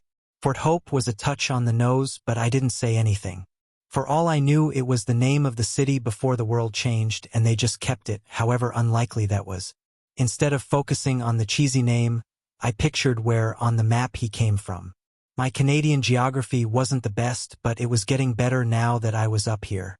People joining our city told of where they were from based on the city they used to live in, which wasn't easy to translate onto the map we had without prior knowledge. Provinces were easy enough because we had someone from here draw them out for us and we could reference on the map. That way, we could section the map up roughly based on where the old borders used to be. Where our city stood now was in the province of Manitoba, even if the land had fundamentally changed. Our province, or close enough, bordering on Ontario made this threat closer than I would have liked. Then again, if we weren't close, these people would never have come.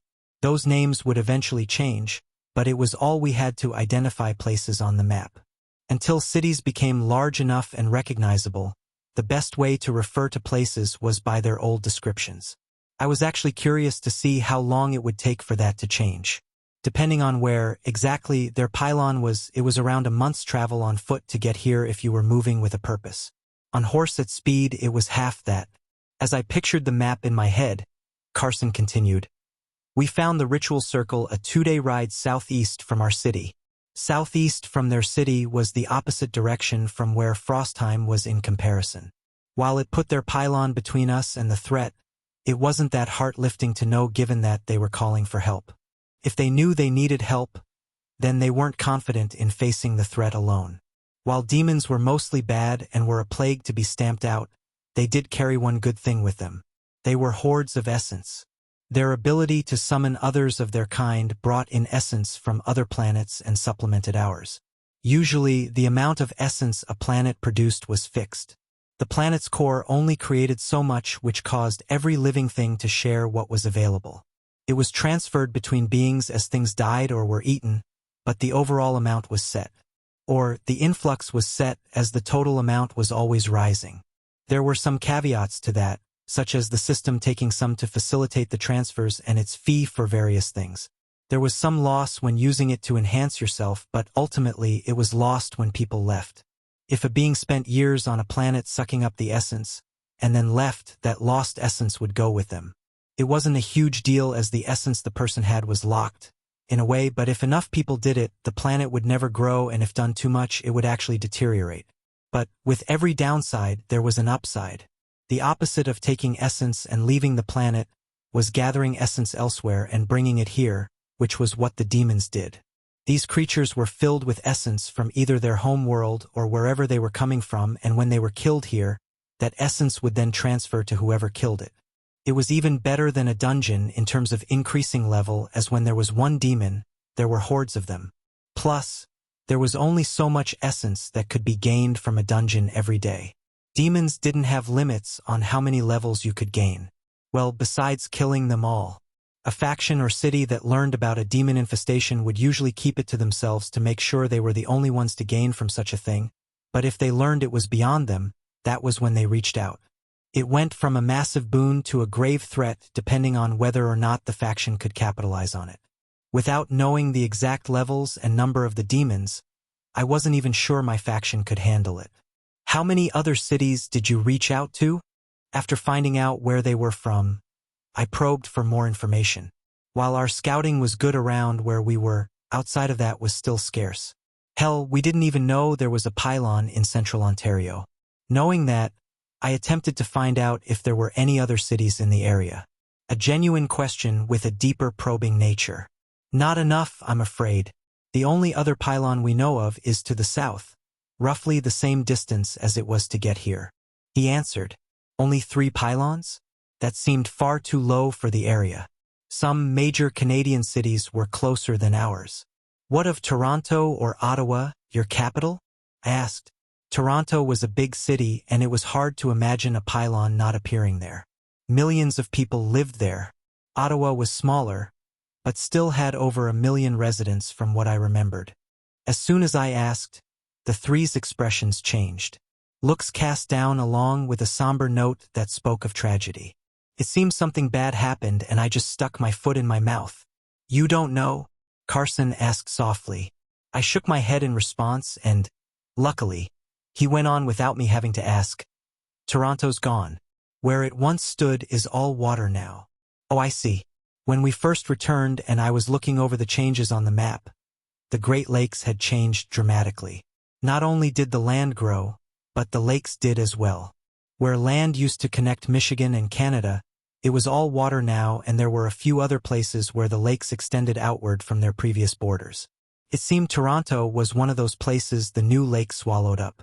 The city used to sit right on the edge, similar to Chicago, but didn't make it through the terraforming. What of the people? I asked, slightly stunned. It was stunning to think a once major city disappeared just like that. If the entire city was underwater, where did the people go? It was unlikely that they were placed back in the city and made to drown. We had someone in our city who was on a plane when the tutorial pulled everyone away, yet she was returned to the ground instead of left to fall from the sky. If the system did that, I doubted it would dump people in a lake. Scattered around for all we know. We've seen a few who claim to be from there, but not enough to know for sure. We can't form any ideas around how they were returned, as it was seemingly random. Groups were placed just about anywhere in the vicinity of where the city once stood, instead of being moved in one big group, which makes it hard to track them down. He said, we've had a few people try, looking for family who used to live there, but they've had no luck so far in understanding what happened. And Ottawa? I asked. Ottawa was their capital and wasn't on the shores of any lake, as far as I knew. It shouldn't have disappeared in the same way. None we've sent returned, he said sadly. That didn't mean as much as Toronto being underwater. The people could have died along the way for various reasons, or they could have stayed in the city instead of making the trip back. There were 1,000 reasons that they didn't return without jumping to the conclusion that Ottawa was gone as well. All told, so far during the meeting the threat of demons was revealed, and it fell to only 3 ramshackle cities to combat the threat. My city being one of the 3 did not make me feel warm and fuzzy. We didn't even have a population of 1,000, Yet we were already faced with what could possibly be a major war on the horizon. Lovely. Chapter 178 Council Decision. Carson. Point of view. Watching the city owner ruminate over what Carson had just told him, it was reassuring that he took the threat seriously. From what he'd heard, the other pylon they reached out to didn't fully understand what they were up against. Not everyone had the urge to expand their knowledge while in the tutorial and buy information about the wider multiverse, which left some in the dark about what demons were. But this man knew. He asked the right questions and seemed to be putting things together quickly enough that he understood the gravity of what was said. When the news first broke in their city, those who knew went wild with worry.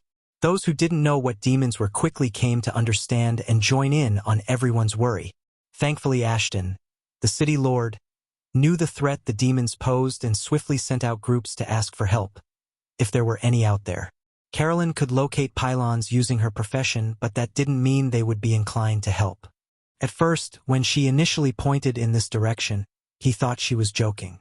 After living through the winter and seeing how harsh and desolate the area became, Carson thought any further north would be abandoned. He wrote off any who lived in northern provinces as long dead. The people who used to live there either dead or evacuated before the snows came. He didn't think many would have survived out here alone, but he was wrong. Took them a month to get here, but they came upon a budding town. Or the beginnings of one at least. It seemed odd to him that they focused on the castle first, but who was he to say anything? Not that they had time to look about. After being discovered by a group of scouts, they were then escorted to where they sat now without having the chance to observe much else. From what he was able to see, the castle wasn't even close to finished construction-wise, as workers were clearing the land for extensions and additional construction. From what was already built, though, he knew it was built to last. For some reason, it felt like even if he launched his strongest spell at the stone, nothing would happen, even when he was one of the higher levels among their city. He sat well into E rank, even with a law, but it still wasn't enough to feel strong enough to break through the stone edifice. The fact the large structure was built on an alcove of the cliff that jutted out over the rest spoke volumes of the owner. They were building fortifications strong enough to weather any siege, and it showed in their thoroughness and the castle's positioning. Carson City, Fort Hope, was mostly thrown together as fast as possible so people could feel safe. Where the previous Fort Hope once stood was gone, and they built what they could upon the ruins. When they first came upon the castle, even under construction, it gave off that noticeable feeling. After being let in and escorted to the meeting room, he didn't know what to expect. They had asked to meet the pylon's owner, but that didn't necessarily mean they would be immediately led to the person. Except they were, which was a quicker reception than anticipated. After leaving the rest of the group behind, the next stop brought him to the meeting room he now sat in. The hallways and rooms they passed were mostly empty and devoid of any furniture, but not the one they were in now. It held various things on the wall to break up the wash of gray stone, along with a table and chairs that felt finely crafted. A carpenter of higher than average level was most likely responsible. Other than that, the fur of a beast almost as high a level as Carson decorated the floor. While that didn't mean much, as a large group could have taken it down, the pristineness of the fur said otherwise. A large group would have had a hard time not ruining the pelt. There were no patches or stitch marks to indicate any errant slashes or arrow holes, and the fur was still intact, signifying there weren't any spells used to take it down, which meant it was taken down swiftly and by someone with experience. All of that wasn't even taking into account the man sitting across from him. Victoria, with her better perception and skill, signaled his level discreetly, but Carson hardly believed the woman. Even when they had spent a month fighting through the wilds together and the fact he trusted her to watch his back, he doubted the man's level was only a level above his own.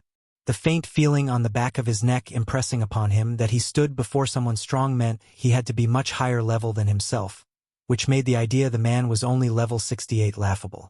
Not even Ashton, the strongest person he knew, gave off as powerful a feeling. Carson's tutorial had been fraught with battles and vicious struggle, which made him believe the feeling he was receiving from the man, even if Victoria's skills said otherwise. Other than the prickle on the back of his neck, the man was otherwise unassuming. He didn't wear any fancy clothes or armor, nor did he have any treasures in his possession. The man sat before them bare of anything to defend himself, which Carson struggled to presume was either too trusting or just plain stupid. He did note that there was a massive warhammer in the corner of the room, but it seemed decorative rather than used for combat. For one, it was massive.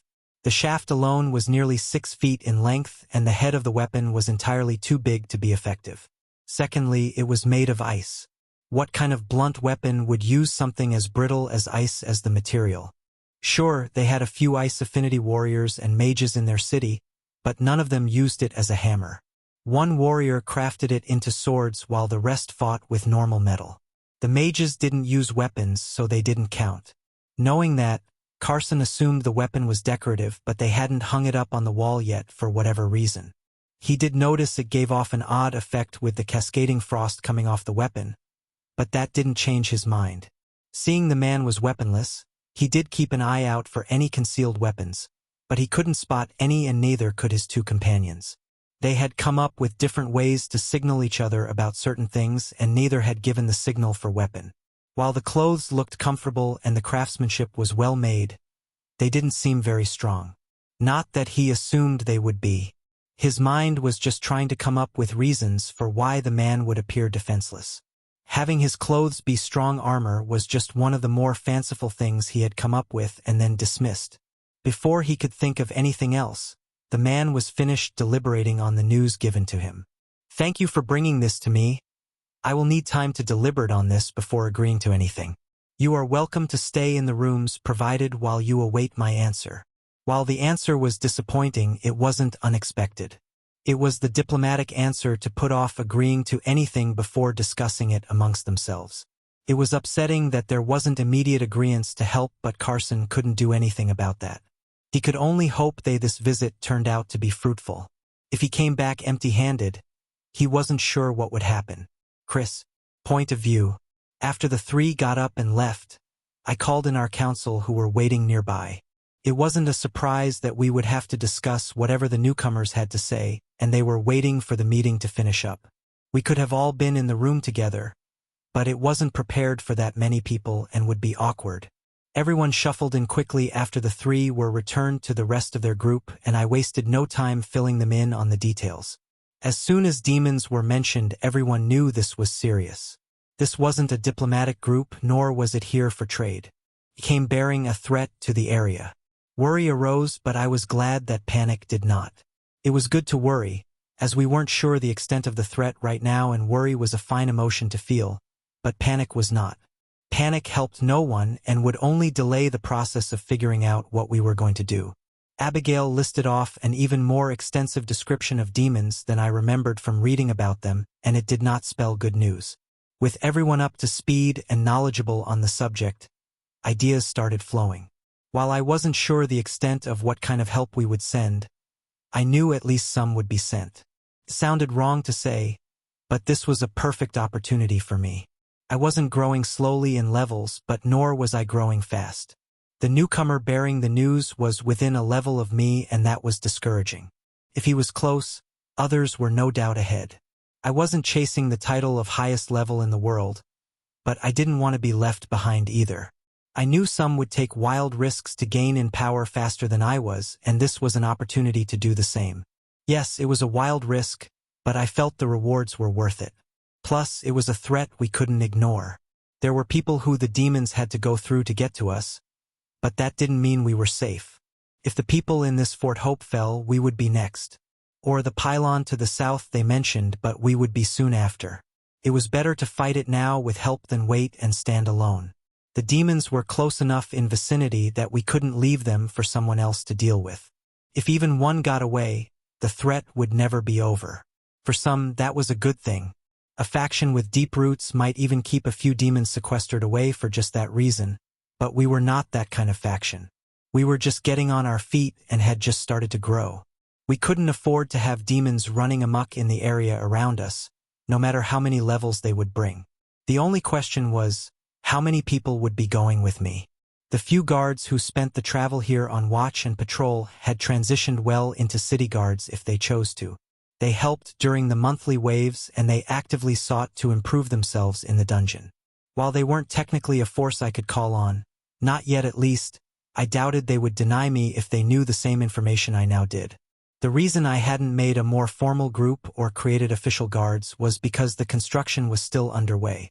I wanted the city to be built before I started getting ahead of myself with employing the people we would need. It also saved on coin, which we weren't as flush with as people would believe. If I stopped delving as often as I did, we would have a marked loss in revenue. Or, if we added a large number of guards to our payroll, we would be in the same boat. Luckily, Abigail oversaw all financial matters along with Jonathan's help and would keep us from going bankrupt. Abigail was in charge of spending while Jonathan was our link to selling things through the store.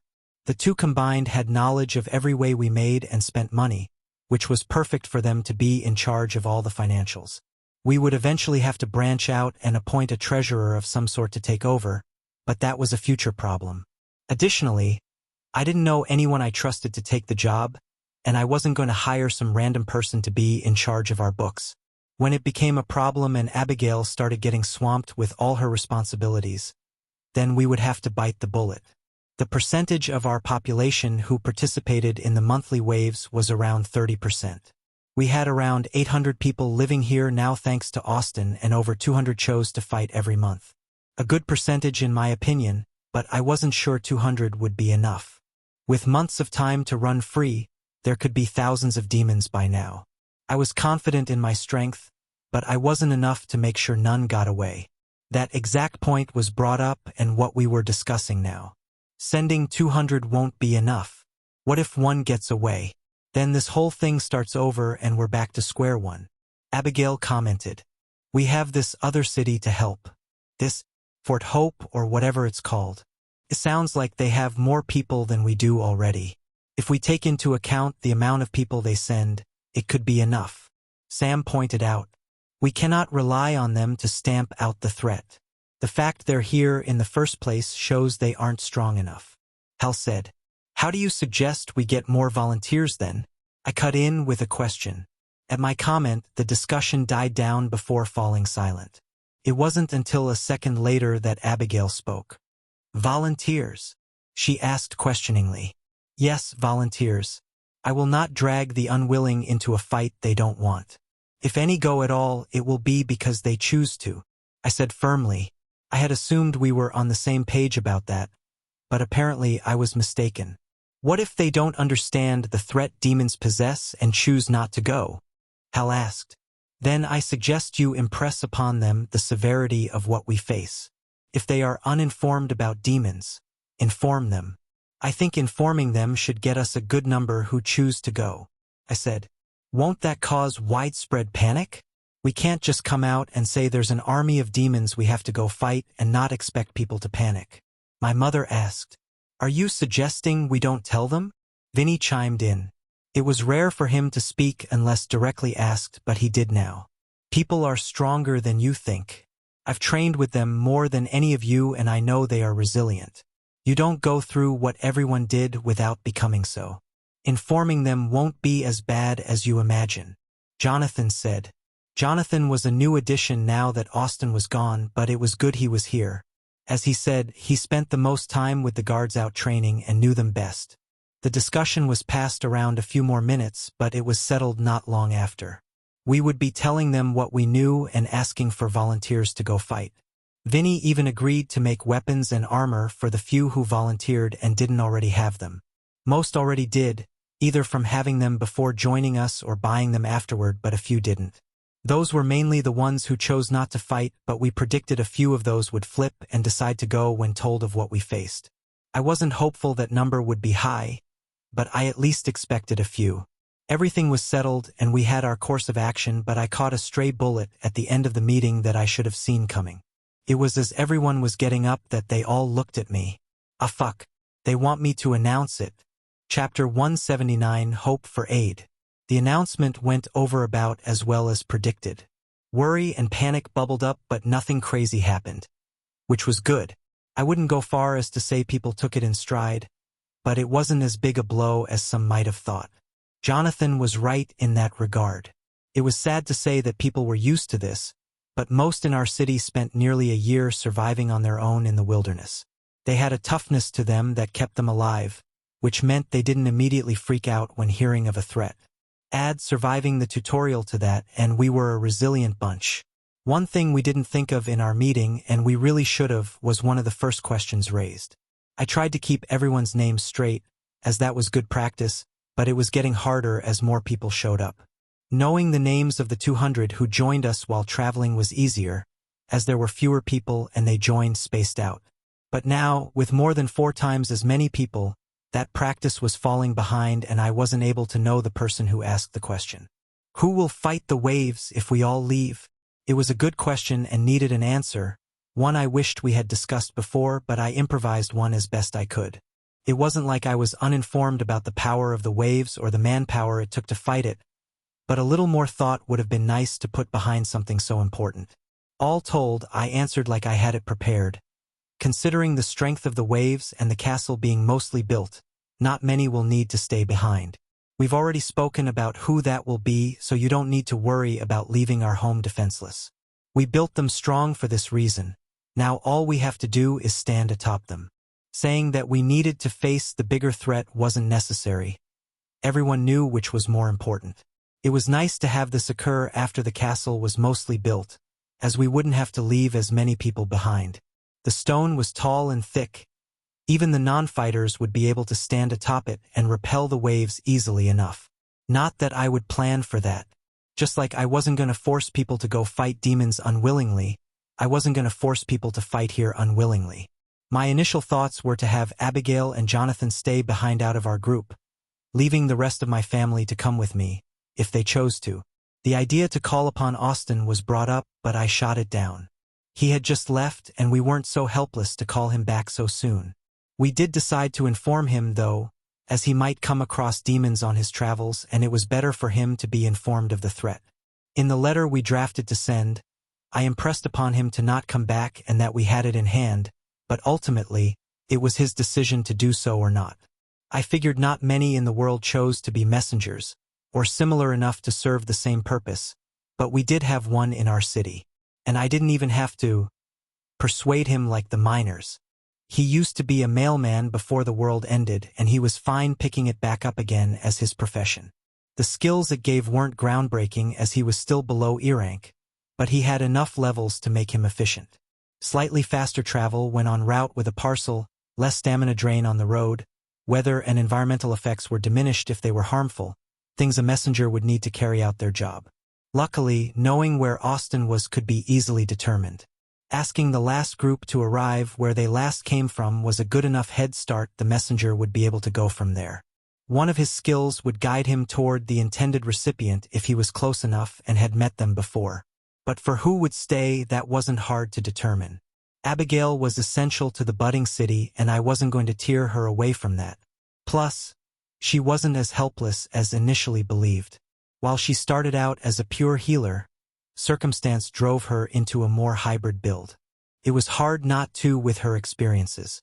The amount of combat she was in as she gained levels made almost every class option during evolutions at least tangentially combat-related. Being in E rank gave her 3 separate chances to branch out from healer, and she had chosen to do so. Her current class was a mage/healer hybrid that had skills for both. You could hybridize most classes, but it was best to stick with the same main stats.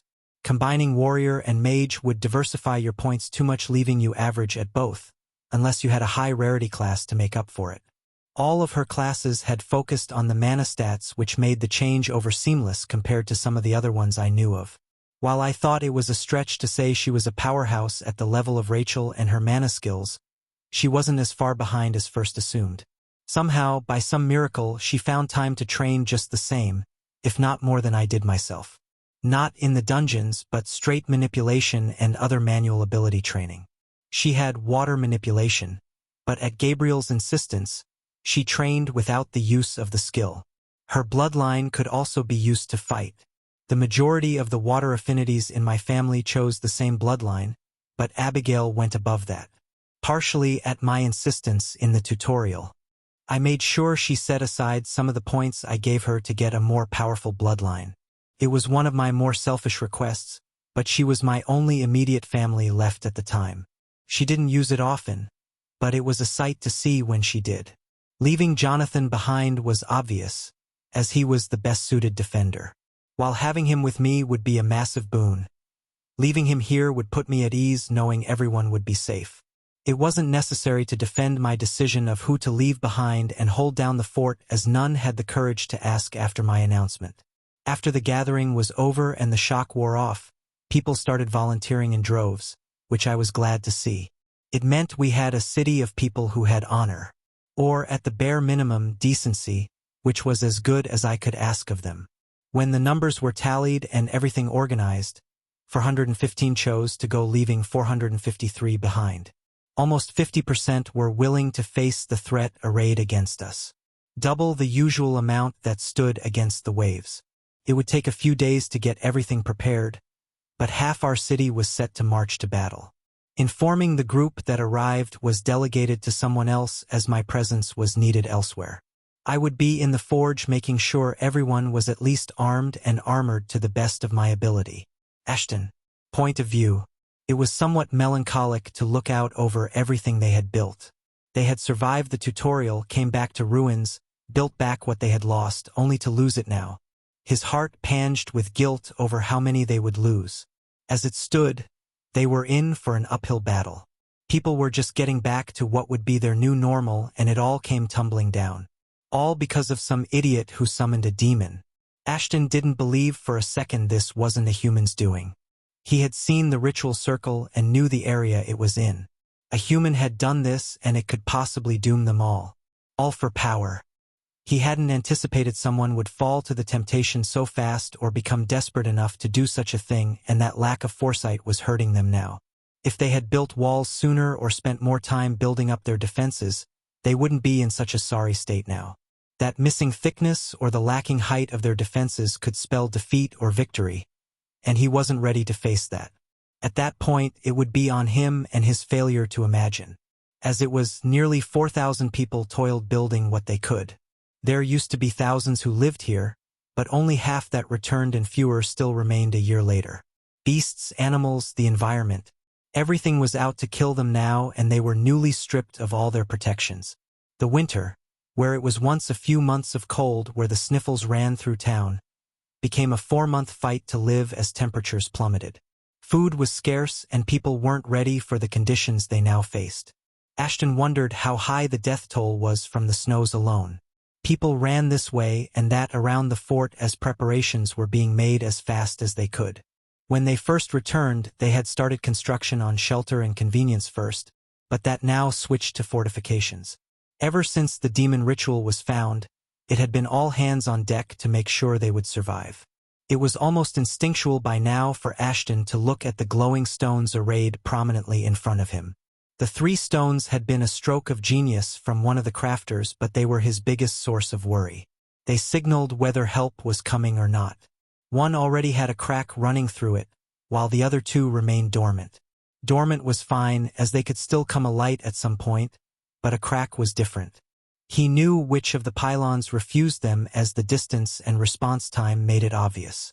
It wasn't until the group came back that he knew the reason, but he knew no help was coming from them nearly 2 weeks ago.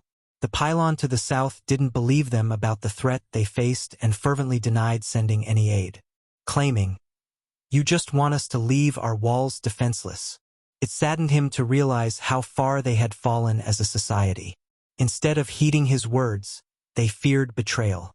It went to show the changes and mistrust people now harbored. Not that there wasn't any distrust before, but it was heightened now, more prominent than ever before, Ashton felt.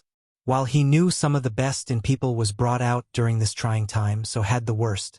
And the worst in people left an impression that lasted longer. Mistrust was fine, he wouldn't begrudge them that, but now wasn't the time for it. The capital still hadn't responded, and Toronto was gone. Their seer only knew of 2 pylons in their vicinity, and one already denied them. For their sake, he hoped they were at least preparing defenses like his own city was doing. Fort Hope didn't have the strength to stand alone, that much was obvious, but they would at least take as many with them as they could. If they did enough, maybe the demons would falter at the next town, or if not, then the one after. One thing about demons was their voracious need to consume. The more powerful of demons could resist the urge and become great planners and schemers, but in their base form they couldn't. If the second pylon refused them as well, all their hopes were riding on there not being an evolved demon pulling the strings. If the horde was full of demonlings, they had a chance to make it out of this. They weren't smart enough to form ranks or any advanced tactics, and he could rely on wit and tactics to maybe make it through this. On the off chance an evolved demon was in the mix, things would be infinitely harder. As he sat there thinking that, the third stone lit up. Honestly, he hadn't expected it to happen, as Carolyn said the pylon was quite the distance away. But here it was. They weren't able to communicate any details, but at least some help would be coming. He just had to hope it would be enough. Chapter 180 City Abuzz. Carson. Point of view. After he was led away from the meeting room, he and his group were made to wait in a sparsely populated room with little decor. They could have done with a bit more seating, but they were all used to the wilds at this point. After a few weeks of sleeping on the ground, a lack of comfortable chairs wasn't a big deal. After the meeting concluded, Carson assumed the leader would talk it over with whoever he had as advisors or someone similar. The man didn't strike Carson as the type to rule alone. He didn't have the controlling personality or need to be in power that would indicate ruling with an iron fist. While they had only just met, that was the sense he got anyway. They were left to twiddle their thumbs for a few hours, but someone eventually came to speak with them. The person who came through the door wasn't the city owner. It was someone new they hadn't met before. Not that being new meant anything. From what they could tell, hundreds of people lived here and they had only met a handful. Which was a good thing if they thought about it. With the settlement being this far north, they had assumed it would be sparse with people, but it wasn't that bad. A far cry from the dozen or so Noah guessed there was. Not even half the number Fort Hope had, but enough to make a difference if they decided to send aid. Which Carson hoped they did. The person who came to meet them this time was a woman instead of a man, but there was a resemblance to the city owner that was unmistakable. Her hair was brown, darker than the man's blonde, but they had a similar facial structure denoting a familial connection. She didn't match the city owner in hair color or eye color, making it hard to tell how close a family they were, but it was obvious they were at least family of some sort. Her hair was tied up in a professional bun with little ornamentation, and her appearance made him picture glasses on her face, but there were none. Instead, her deep blue eyes were free of containment and reminded him of looking into the ocean. She entered swiftly and stood before them without fear. "We have discussed the information and have agreed to send help. We believe this threat to be big enough that we should put it down now before it's allowed to grow." Her words were measured and diplomatic, but that didn't matter to Carson. They were getting help, and a small weight lifted from his shoulders. After asking for volunteers from our populace, around 400 have chosen to stand and fight, including our strongest. With a day or two to prepare, they will be ready to leave Wednesday morning. Saying what she prepared, she turned and left, leaving them alone again. Hearing that only 400 would be going made him wince slightly, but 400 was better than nothing. Plus, they were sending their strongest, which was something. Carson wasn't able to get an exact level of how much help they were getting without knowing the levels and power of everyone coming, but he hoped it would be enough. Without this pylon, they were on their own. After hearing they needed a few days to prepare, he did the math in his head for how long it would take to get back. His group was desperate and made better time getting here than he expected they would return at, lengthening the timeline. If they left in the morning 3 days from now, they would get back in about 4.5 weeks. He wasn't sure when or if the demons would attack Fort Hope in that time, but he could only hope they would make it. He would have to be impolite and rush them if it came to it, but that was fine with him.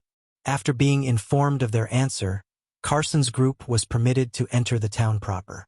All they had seen so far was the 2 rooms of the castle, and those were both sparse. It was odd that the people lived a distance away in his opinion, but not all that unnatural. It wasn't far, but enough to show it was built first and the stone castle came second. The lodges and buildings they saw were all made of sturdy wood and were arrayed sensibly, but he could tell it wasn't meant to be permanent. The people were abuzz as they all worked on various things, and there was more of them than he pictured. When he heard 400 agreed to fight, he expected there to be 3 times that number to stay behind, but it was more like an even split. A line of people queued up at the communal smithy, and hammer blows sounded out throughout the night. It was so busy. The frequency of clangs made him think all of the smiths in the city were going without sleep during this time.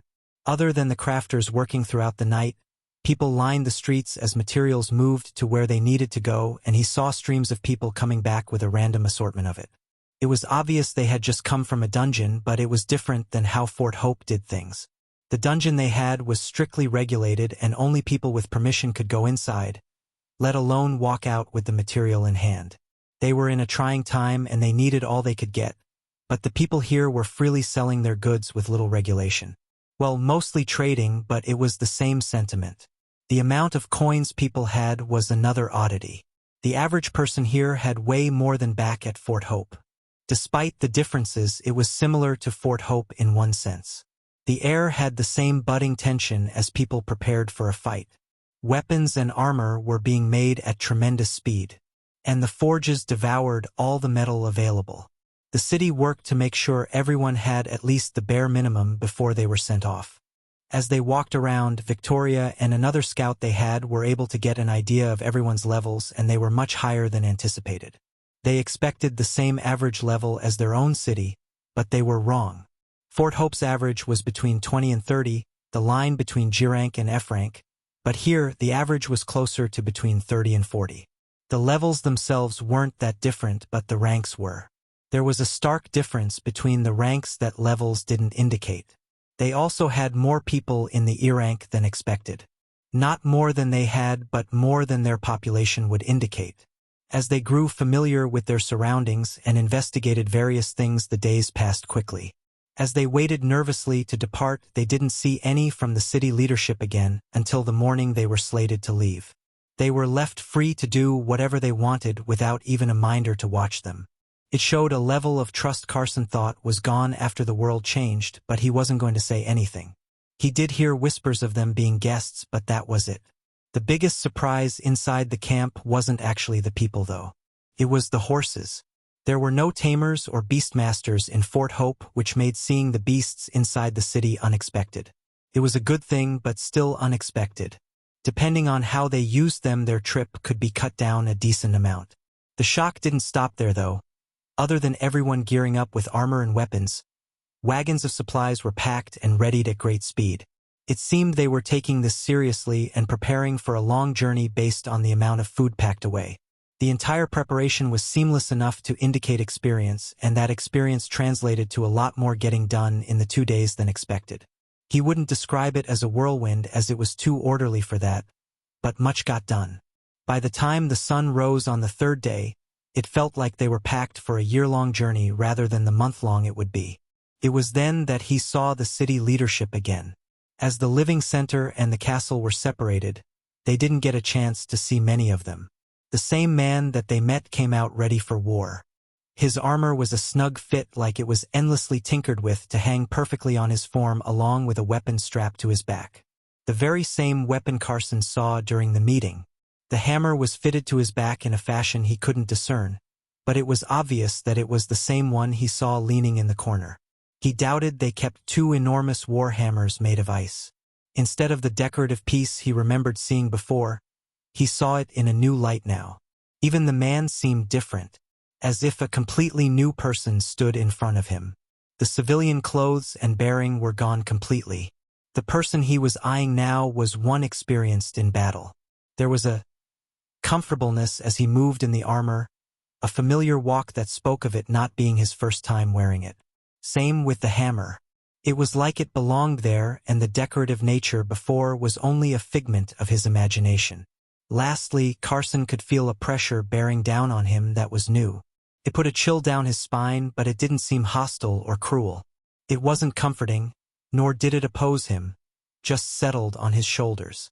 Others in a similar state of battle readiness surrounded the man, and enough of them had similar features for Carson to understand. A family ran this pylon.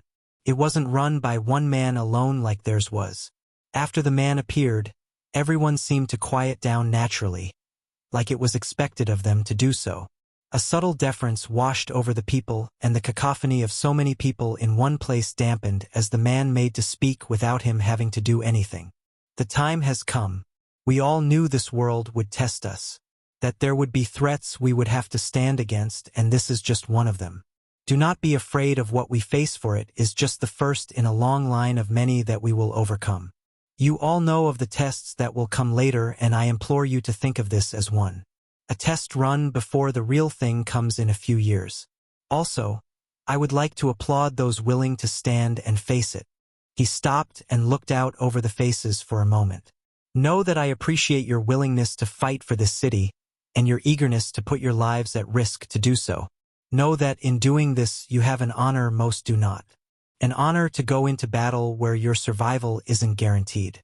If any are to fall during this time, rest assured, I will personally make sure any you leave behind are well taken care of.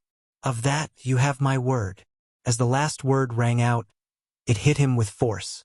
He wasn't sure what it was, but it felt like it was backed by a will not his own. It was dead silent for a beat as everyone soaked in what was said along with the odd feeling that accompanied them.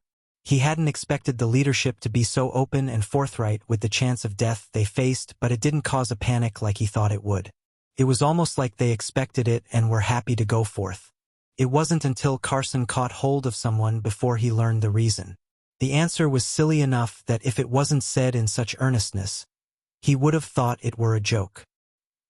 He gave his word our families would be taken care of. He had to dig a bit deeper to understand why people were so willing to take the man at his word, and he didn't know whether to be happy or appalled with what he found out. What kind of barbaric society was this man building here? Cutting off people's hands was disallowed centuries ago, yet this man used it as a punishment for thieves. Just who was he bringing back to his city? End of chapter 180.